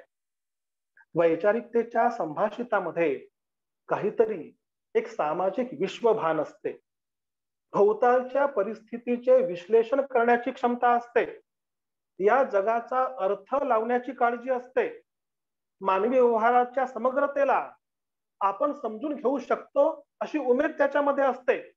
आणि अशा परिस्थितीतून विचारवंत, कलावंत आणि त्यांच्या परंपरा निर्माण होत असतात.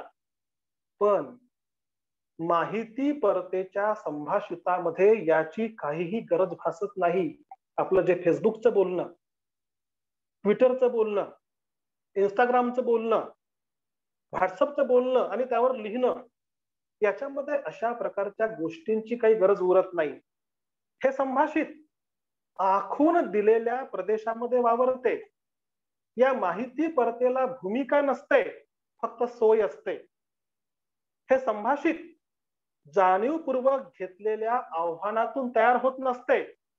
ते केवळ इतरांना अनुसरण्याच्या, फक्त थंब दाखवण्याच्या, लाईक करण्याच्या प्रक्रियेतून निर्माण होते आणि त्याच्यामध्ये फक्त तात्कालिक सोयीचा विचार असतो.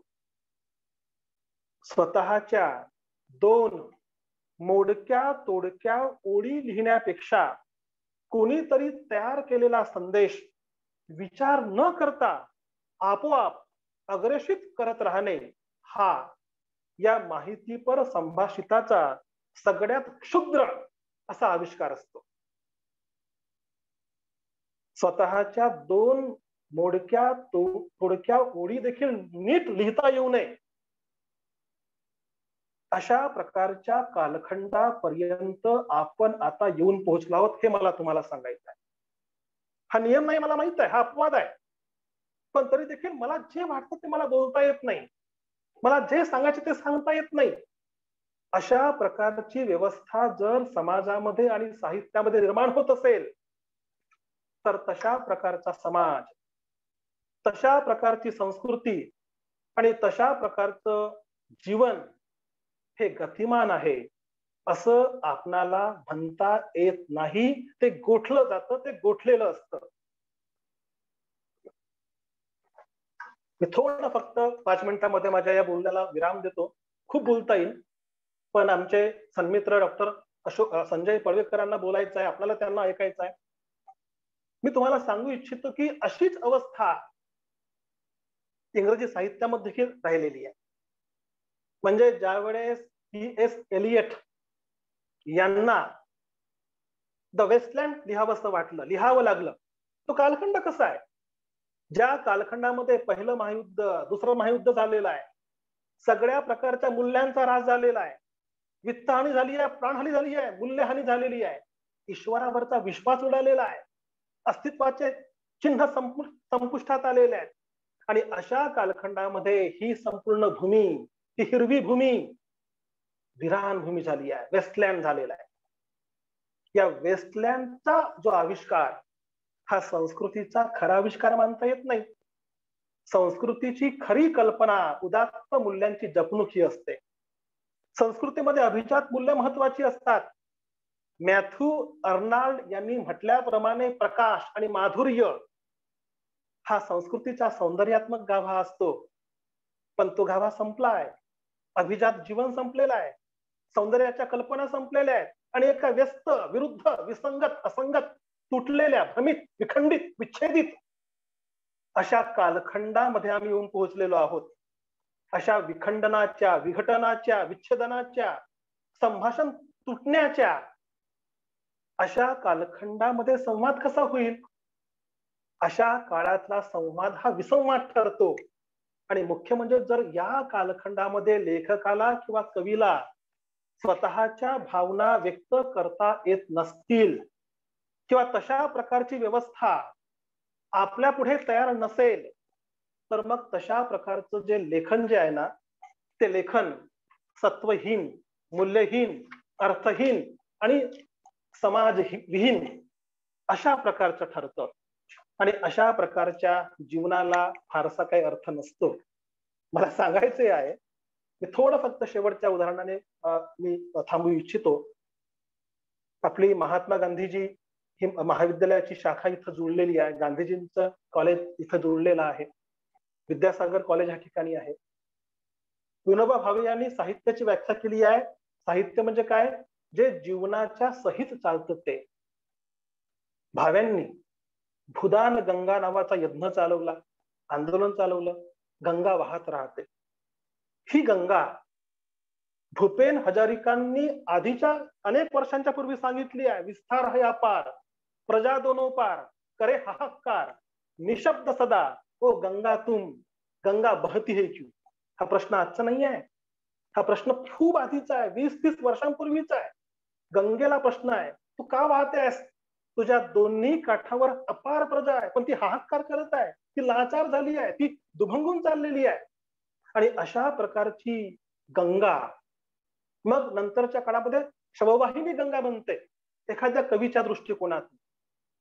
आता एखादी पारोल ठक्कर नावाची कवयित्री तिच्या पारंपरिक हिंदू मनाला धक्का बसल्यामुळे शववाहिनी गंगा सारखी कविता लिहिते आणि यासारख्या कवितेच्या रूपातून आपल्या मनातल्या भावना ती व्यक्त करू पाहते. एक लक्षात घ्या बरं, मी थोडं 2 मिनिटात संपवू इच्छितो. एक लक्षात घ्या, आपण कवी आणि समाज यांच्यामध्ये एक लिटररी करार असतो, लिटररी कॉन्ट्रॅक्ट असतो, साहित्याचा करार असतो. तो करार कोणता असतो? तो करार असतो की साहित्यिकाला, लेखकाला जे वाटतं ते बोलता आलं पाहिजे. जर त्याला जे वाटतं ते बोलता येईल ना, तर निदान लोकांना आपल्या समस्या करतील, प्रश्न करतील. पण ते जर तसं होत नसेल, जर तो करार फुटत असेल, तर मग मात्र त्या काळातल्या साहित्याला फारसा काही अर्थ उरत नाही. मला सांगायचं आहे की शववाहिनी गंगा सारखी एखादी कविता पारोल ठक्कर लिहिते, तेव्हा त्या कवितेच्या संबंधामध्ये गुजरात साहित्य अकादमीचे अध्यक्ष विष्णू पंड्या असं लिहितात की ही कविता म्हणजे साहित्यातील नक्षलवाद आहे. अशा प्रकारची कविता लिहिणं म्हणजे साहित्यातील नक्षलवाद आहे. समजा अशा प्रकारचं आकलन साहित्याच्या अकादमीच्या एका राज्याच्या अध्यक्षाने म्हणणं म्हणजे सगळं संपणं आहे, साहित्य संपणं आहे, संस्कृती संपणं आहे, जीवन संपणं आहे. जर तुम्हाला दबलेल्या, पिचलेल्या, पीडित, दुभंगलेल्या, तुटलेल्या व्यक्तीच्या मनाला व्यक्त करता येत नसेल, तर मग तशा प्रकारच्या साहित्यासमोरचे प्रश्न किती गंभीर राहू शकतात याची तुम्हाला कल्पना येऊ शकते. मी शेवटी 1 मिनिटात थांबवतो माझ्या वक्तव्याला. मला तुम्हाला हे सांगायचं आहे की माझी जी मांडणी जी होती ती मांडणी या प्रकारची आहे की कोविड काळामध्ये जे साहित्य निर्माण झालं ते साहित्य अजूनही बाल्यावस्थेमधलं आहे, ते अजूनही बाळभूत वळणावरच आहे. ते चुकीचं नाही आहे, ते बरोबरच आहे, संख्येने प्रचंड आहे, गुणही फार चांगल्या प्रकारची आहेत, पण आणखी अनेक प्रकारच्या शक्यता त्याच्यातून व्यक्त होऊ शकतात. पण तशा प्रकारचं व्यक्त होणं आवश्यक आहे. समजा अशा प्रकारचं जर मला जे वाटतं ते मला बोलता येत नसेल, मला म्हणजे कवीला, लेखकाला, तर मग अशा प्रकारच्या साहित्याला, संस्कृतीला पुढे काही अर्थ राहणार नाही. आणि हे थांबणं म्हणजे समाजाचंही थांबणं राहील, साहित्याचं थांबणं ते अल्पविराम राहील, पण अशा प्रकारचं थांबणं संस्कृतीचं थांबणं राहील. तर अशा प्रकारचं थांबणं सत्य न ठरवू साहित्यिकांनी आणखी चांगल्या प्रकारे लेखन करू आणि मुख्य म्हणजे समाजाला सहित घेत समाजाच्या सोबत चालण्याचं ब्रीद साहित्यिकांनी निभावून नेलं पाहिजे, अशा प्रकारची अपेक्षा मी या ठिकाणी व्यक्त करतो. शेवटी मी तुम्हाला सांगू इच्छितो की कोविड काळामध्ये जे साहित्य निर्माण झालं त्या साहित्याने इथल्या लोकांच्या घुसमटीला, त्यांच्या दुःखाला, दुभंगलेपणाला व्यक्त केलं. तशाच प्रकारचं व्यक्त करणं पुढेही झालं पाहिजे, कारण त्याच्याशिवाय तुम्हाला उत्तर शोधाकडे जाता येणार नाही. तुम्ही लक्षात घ्या, साहित्य हे प्रश्नांचे उत्तर देणारं कधी नसतं, पण प्रश्नांना सांगतं, प्रश्नांना लोकांपुढे मांडून दाखवतं. तर साहित्याचं हे जे ज्ञानाचं संभाषित आहे ते पुढे वाढलं पाहिजे, अशा प्रकारची मी अपेक्षा व्यक्त करतो. मला याची कल्पना आहे की मी भरपूर बोललेलो आहे, 55 मिनिट मी बोललेलो आहे. मी इथे 1 मिनिटात थांबवतो माझ्या विषयाला. फक्त सांगू इच्छितो या विषयाच्या बद्दल आणखी खूप बारकाईने बोलता येईल, प्रचंड अनेक उदाहरणांच्या सहाय्याने बोलता येईल, तुर्तास मी या ठिकाणी माझ्या शब्दांना विराम देतो. आपण सगळ्या मंडळींनी माझं हे धावतं विवेचन ऐकलं त्याबद्दल मी आपणा सर्वांचा आभार मानतो. खर तर हा विषय फार मोठा असा आहे. मला अद्याप संस्कृती या विषयाला स्पर्श करता आला नाही.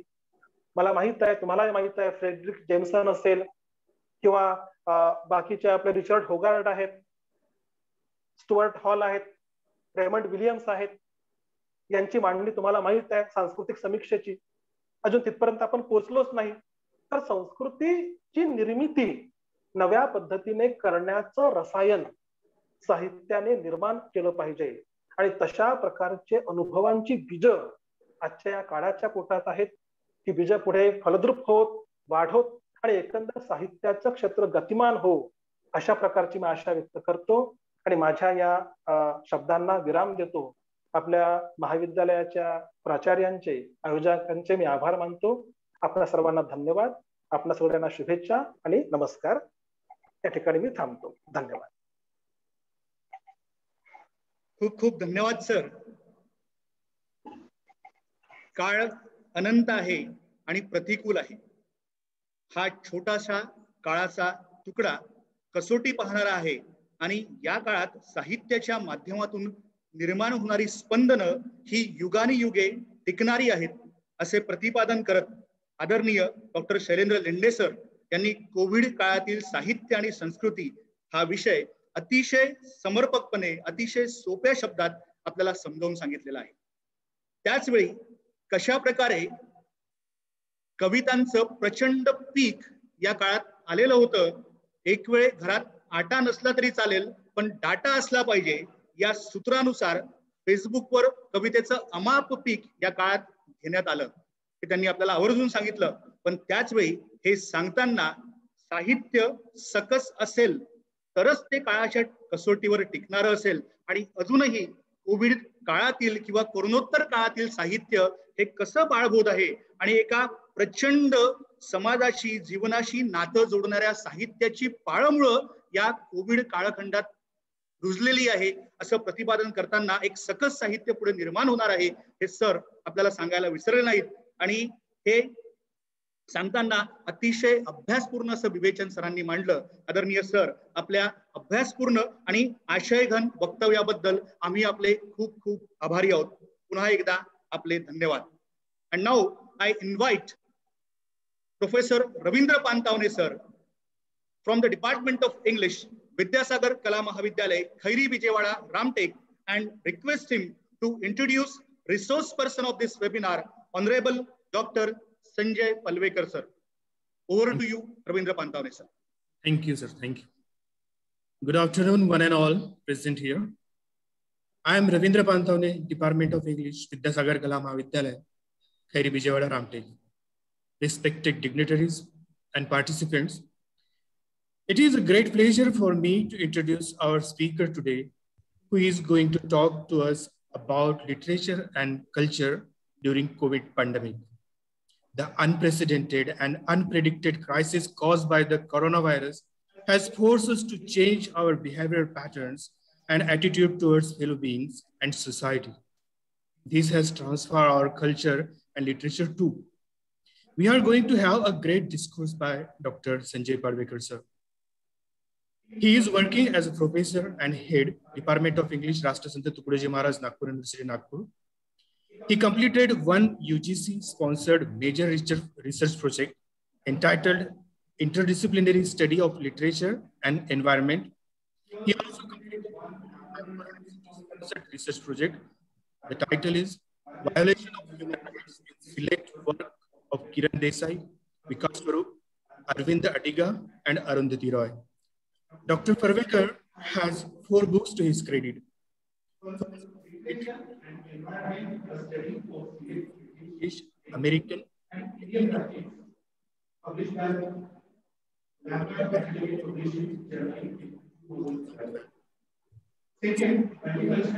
Academics and challenges. 3rd, human rights and literature. And 4th, mapping caste and gender. Dr. Palwekar has published numerous research articles in reputed and peer-reviewed journals. I would mention few of them. These are Things Fall Apart from Post-Colonial Perspective, Ecofeminism and Overview, Deconstruction, Metaphysics of Presence and Absence, A Cloud Around the Silver Lining, a study of Vikas Swarup's Slumdog Millionaire, Adiga's The White Tiger, and Arundhati Roy's God of Small Things. Ecofeminist study of Margaret Fuller, Summer on the Lake. Challenges in higher education in India, caste in India, multiculturalism, a global perspective, land and laborers in John Steinbeck's Grapes of Wrath, Kiran Desai's The Inheritance of Laws, a post-colonial perspective, ecocentric reading of John Steinbeck of Mice and Men, social exclusion of tribal in India, and the last, God of Small Things, a subaltern perspective. He has presented several papers in India and abroad too. Dr. Parvekar presented a paper titled Arun Joshi's The Foreigner from Multicultural Perspective at Cardiff School of English Communication and Philosophy, Cardiff, United Kingdom. He presented a research paper, Ecovision of Margaret Fuller, at the Department of British and American Studies, West Timișoara, Romania. He also presented a paper, Eco-Consciousness, in the select work of John Steinbeck at Martha Cox Center for Steinbeck Studies, San Jose State University, California, USA.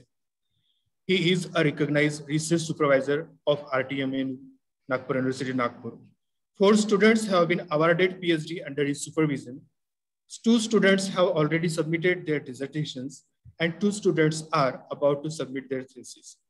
Respected Parvekar sir, I warmly welcome you to this webinar.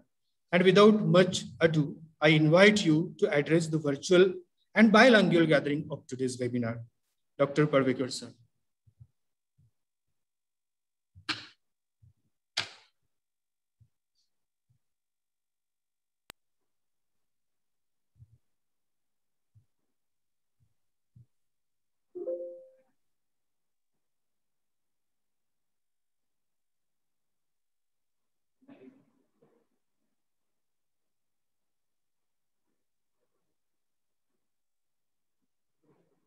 You're not audible, sir.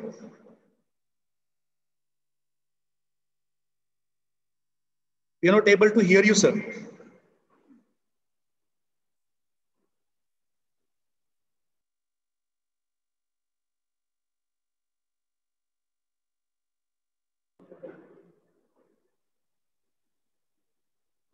Parvekar sir, you're not audible, sir.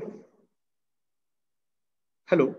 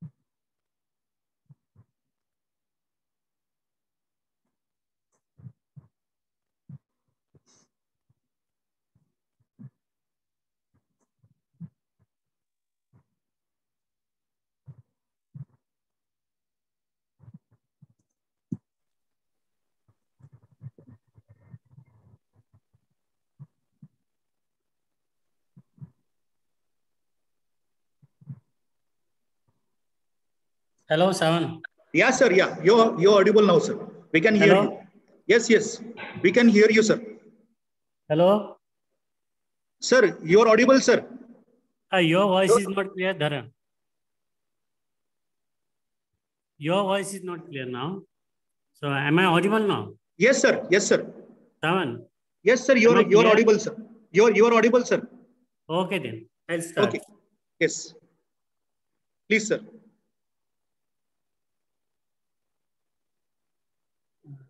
Distinguished figure, Professor Shailendra, webinar organizing committee members, and the learned participants. It is an honor and a privilege to be a part of this webinar, jointly organized by Department of English and Marathi, Vidyasagar Kala Mahavidyalaya Ramte, and Mahatma Gandhi Arts and Commerce College, Pasivani. I am profoundly thankful to the Principal Dr. Pillai, Principal Dr. Jadhav, members of webinar organizing committee, Dr. Sawan, Dr. Sapate, Dr. Gode, among others, for having me on the panel. So I'm not going to be so extensive as did Shailendra Lende, Professor Shailendra Lende. He talked a lot about that, and he explained topic so well that he left no space for me to talk anything further. Anyway, despite a very hectic schedule, I just tried to, prepare a small write-up, and that I'm going to read out simply to you. I'm not going to explain so much of things, and I'm going to read out my own poems also at the end of this write-up. So I'm not going to take much of your time. Am I audible? Sound? Okay. Today, we have been reeling under the scourge of pandemic called COVID-19. The havoc and the Holocaust it has created is unprecedented, and the damage it has caused is irreparable. As a result, the whole world is being readjusted and reconfigured. The magnitude of the impact COVID made is so enormous that it made us think about life anew. All spheres of human existence today are in the process of being and becoming. We are beginning to think about everything today afresh, anew. Our perceptions about ourselves and the world are changing. We have come to realize the fact that nature is both maleficent and beneficent as well. There is no other teacher as great as nature, and it is the nature alone that has the capacity to nourish the entire humanity. We can learn life-enhancing lessons from nature which are not taught in any academia across the globe for that matter. We have to keep our eyes wide open and make ourselves a little rational. Unfortunately, we lack that capacity and temperament. The opposite is also true. It can also be disastrous. Nature can also be disastrous. Every year, lakhs of people get killed in natural disasters like famine, drought, flood, earthquakes, and diseases like COVID. Partly we are to blame, and partly these things are natural, unavoidable. We all must come to terms with the fact and find solution with seemingly strange amalgam of science, ethics, and spirituality. Human species has been resilient and comes out even stronger in the face of adversities, and this COVID-19 shall be no exception. We shall fight and overcome. Human society is dynamic because we are talking about culture and all. And as far as I believe, no culture is static. The society ever changes. So human society is dynamic, ever changing. And particularly human civilization has changed rapidly since Industrial Revolution triggered by advancement in science and technology. Science is the most effective tool the humans have ever achieved. Undoubtedly, it has made our life comfortable and easy, but then it depends how we use it. Today, we have truly entered postmodern era. all the postmodern conditions propounded by Jean-Francois Lyotard apply to us today. We virtually live in virtual world. COVID forced us to go digital. With inevitable restrictions, everything is online today. Online shopping, online classes, online seminar, online meetings.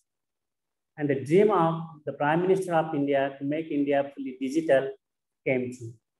So nobody can stop the sway of time, and we have to accept it. Hereafter, this is going to be a way of life.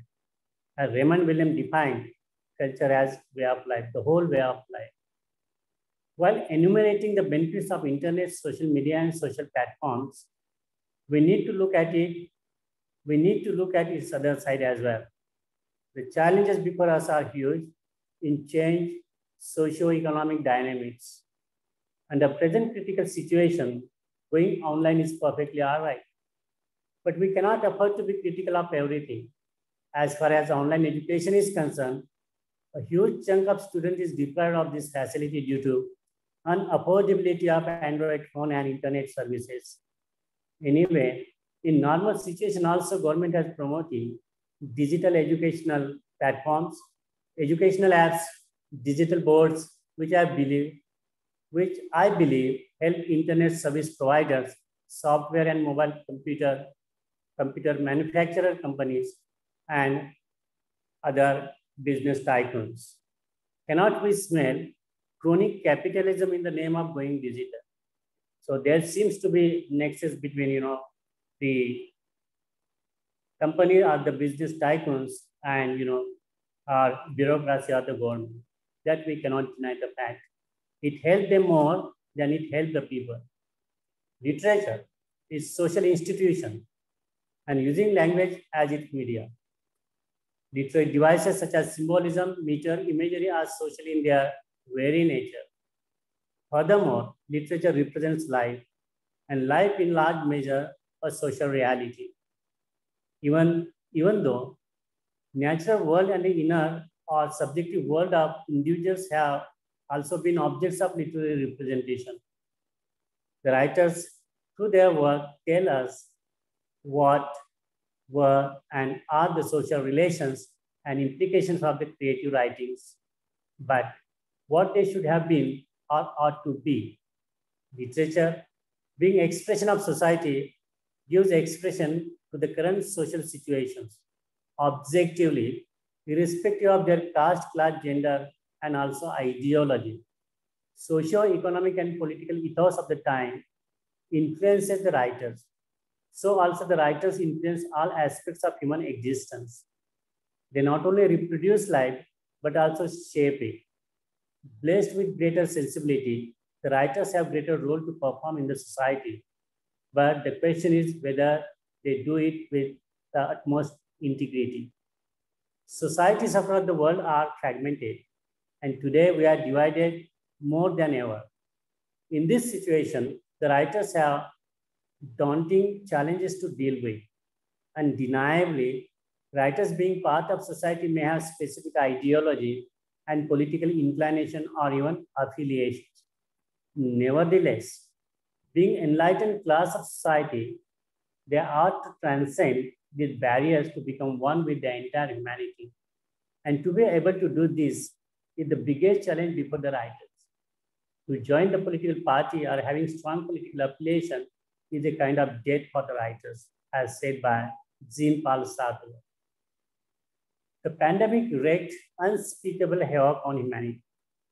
The pain, agony, and suffering have undergone or have been undergoing is inexplicable. So that cannot be explained in the words.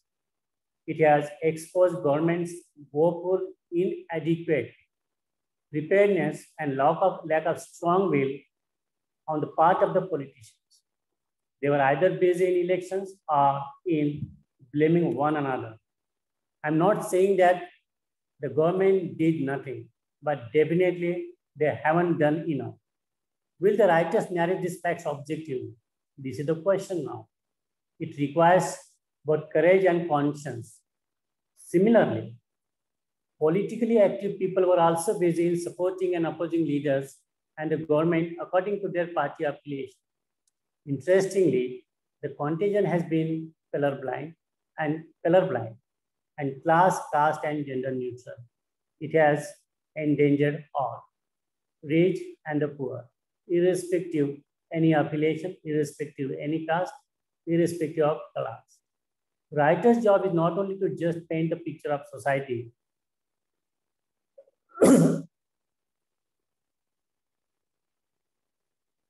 Writer's job is not only to just paint the picture of society as it is, but also to enhance human life.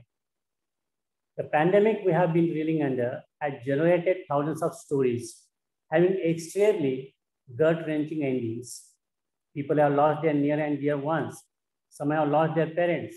Some have lost their young children. While some have lost their brothers, sisters, friends, wives, and young husbands. It has left lots of people with a big void in their lives. Each household that lost someone is a subject of untold suffering.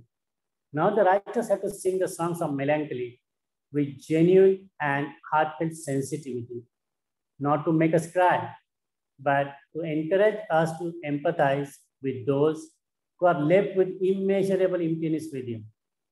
Soon will emerge the genre of pandemic literature. This pandemic literature will be humanitarian literature.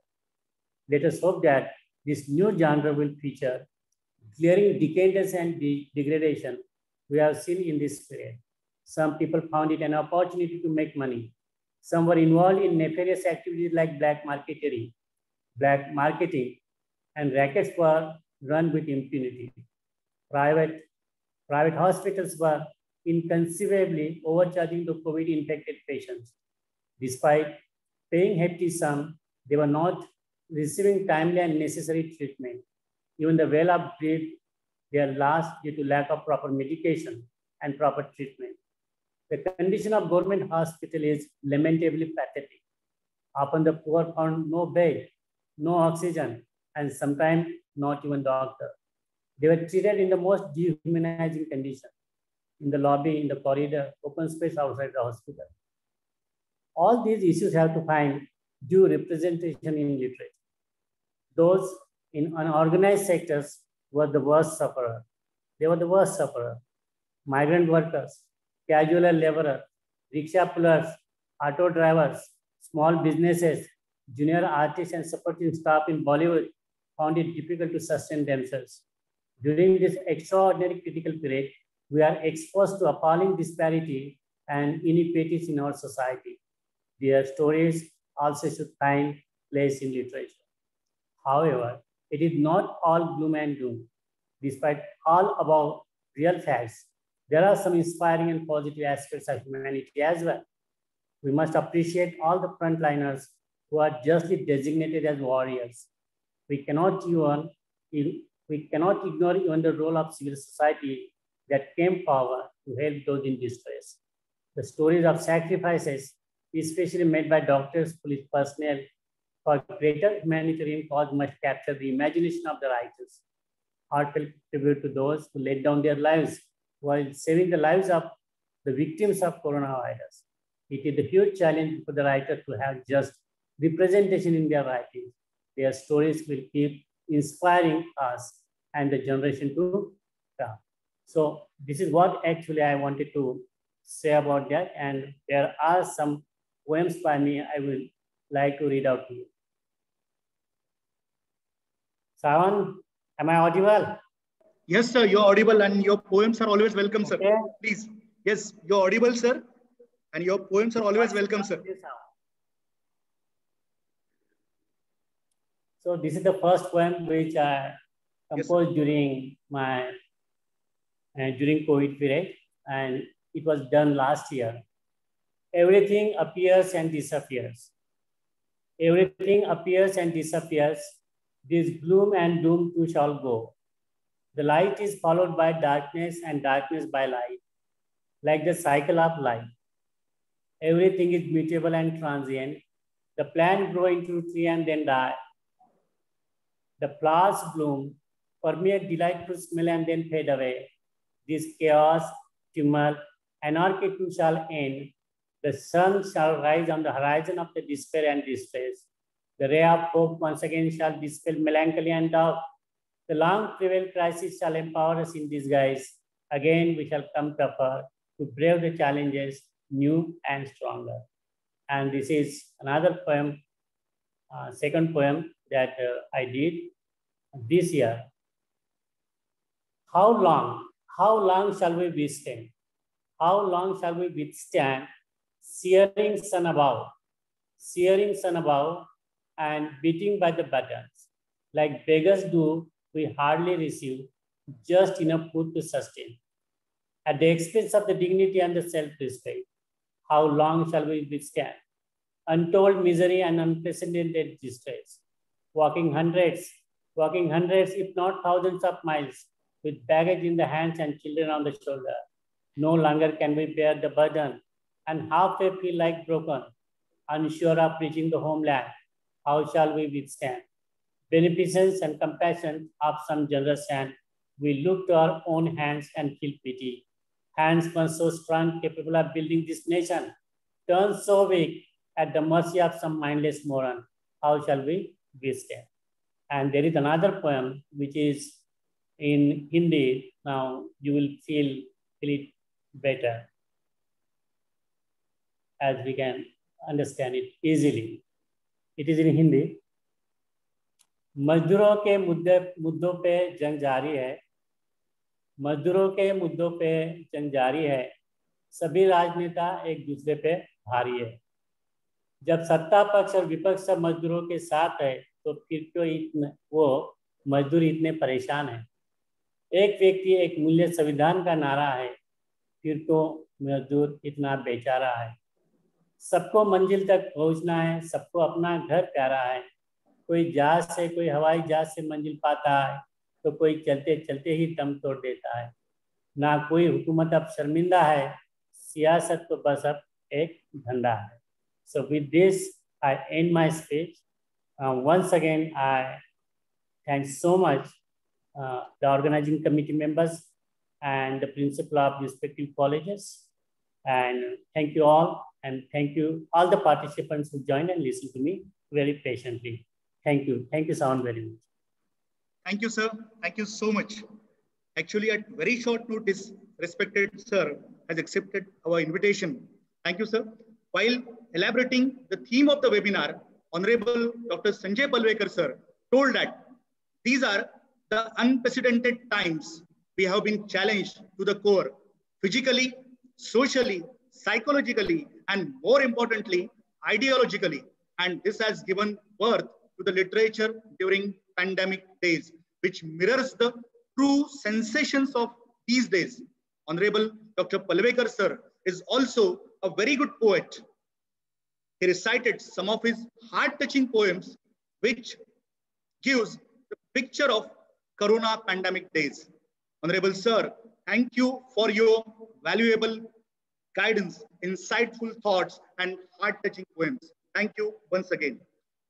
And now I invite Dr. Girish Sapate, Associate Professor and Head, Department of Marathi, Vidyasagar Kala Mahavidyalaya, and request him to propose vote of thanks. Over to you, respected Dr. Girish Sapate, sir. सर्वांना नमस्कार.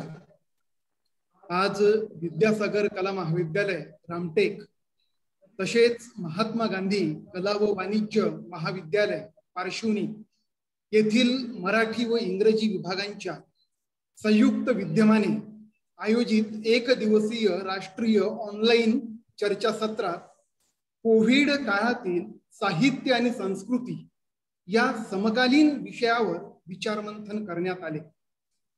या राष्ट्रीय चर्चासत्राला VSPM academy of higher education society नागपूरचे अध्यक्ष माजी मंत्री माननीय श्री रणजित बाबू देशमुख तसेच विद्यासागर शिक्षण संस्था रामटेकचे अध्यक्ष विद्यमान आमदार माननीय ॲडव्होकेट आशिषजी जयस्वाल, विद्यासागर शिक्षण संस्थेच्या सचिव माननीय श्रीमती अनिताजी जयस्वाल आणि VSPM academy of higher education society नागपूरचे सचिव माननीय श्री युवराज चालपूर सर या सर्वांचे मार्गदर्शन आणि आशीर्वाद या चर्चासत्रासाठी आम्हाला लाभलेत, त्याबद्दल मी सर्वप्रथम त्यांचे आभार मानतो. कोविड काळातील साहित्य आणि संस्कृती या समकाळातील अत्यंत ज्वलंत आणि समाजातील प्रत्येक घटकांवर प्रभाव पाडणाऱ्या विषयावर अत्यंत अभ्यासपूर्ण चिंतन प्रभावीपणे आणि ओजस्वी शब्दात मांडणारे राष्ट्रसंत तुकडोजी महाराज नागपूर विद्यापीठातील मराठी विभागातील माजी विभाग प्रमुख प्राध्यापक माननीय डॉक्टर शैलेंद्र लेंडे सरांचे मी व्यक्तिशः आणि आयोजकांच्या वतीने आभार मानतो. त्याचप्रमाणे राष्ट्रसंत तुकडोजी महाराज नागपूर विद्यापीठातील इंग्रजी विभागाचे प्रमुख प्राध्यापक माननीय डॉक्टर संजय पळवेकर सरांनी इंग्रजी भाषेतून समकाळातील कोविडने प्रभावित झालेल्या साहित्य आणि संस्कृती या विषयाच्या अनुषंगाने अत्यंत सुंदर आणि मार्मिक विवेचन केले, त्याबद्दल मी सरांचे अंतःकरणातून आभार मानतो. विद्यासागर कला महाविद्यालयाचे प्राचार्य माननीय डॉक्टर PK पिल्ली सर, त्याचप्रमाणे महात्मा गांधी महाविद्यालयाचे प्राचार्य डॉक्टर LB जाधव सर यांनी या चर्चासत्राच्या आयोजनासाठी प्रेरणा दिल्यात आणि त्याचबरोबर त्याच्या यशस्वीतेपर्यंत आम्हाला प्रोत्साहन दिले, त्याबद्दल मी दोन्ही प्राचार्यांचे मनपूर्वक खूप खूप आभार मानतो. या एकदिवसीय राष्ट्रीय चर्चासत्राच्या संकल्पनेपासून सफल आयोजनापर्यंत दिवसरात्र कार्य करणारे IQACचे समन्वयक डॉक्टर सावंत धर्मपुरीवार सर, महात्मा गांधी महाविद्यालयाचे मराठी विभाग प्रमुख प्राध्यापक डॉक्टर राकेश कभे सर, इंग्रजी विभाग प्रमुख डॉक्टर प्रमोद गोरडे सर, त्याचबरोबर विद्यासागर कला महाविद्यालयातील इंग्रजी विभागातील प्राध्यापक रवींद्र पानतावणे सर, तसेच वेबिनारच्या सफल आयोजनासाठी तंत्र सहाय्य प्रदान करणारे प्राध्यापक महेश चोंदे सर, या सर्वांचेही मी विशेष आभार मानतो. या राष्ट्रीय चर्चासत्रात आपला सहभाग नोंदवून चर्चासत्राला यशस्वी करणारे सर्व प्राध्यापक वृंद, विद्यासागर तसेच महात्मा गांधी महाविद्यालयातील सर्व IQACचे सदस्य, सर्व प्राध्यापक वृंद, शिक्षकेतर कर्मचारी, तसेच ज्या सर्वांचे या चर्चासत्राला यशस्वी करण्यासाठी योगदान लाभले त्या सर्वांचे मी मनपूर्वक आभार मानतो. धन्यवाद.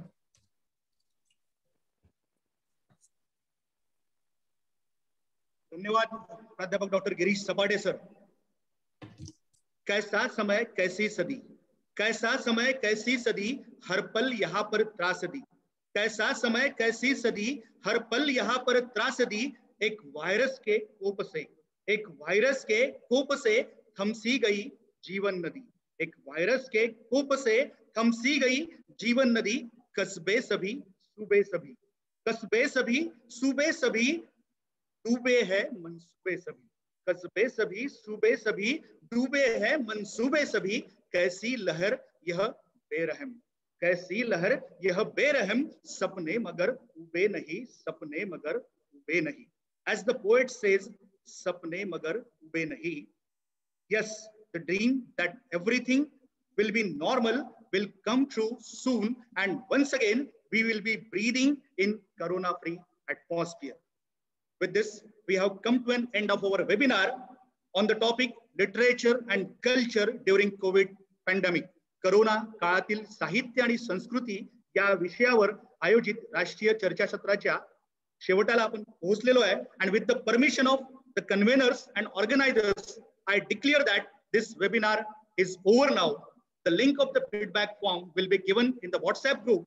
The certificates of participation will be issued only after submitting the feedback form. Thank you for joining with us. Thank you so much. धन्यवाद.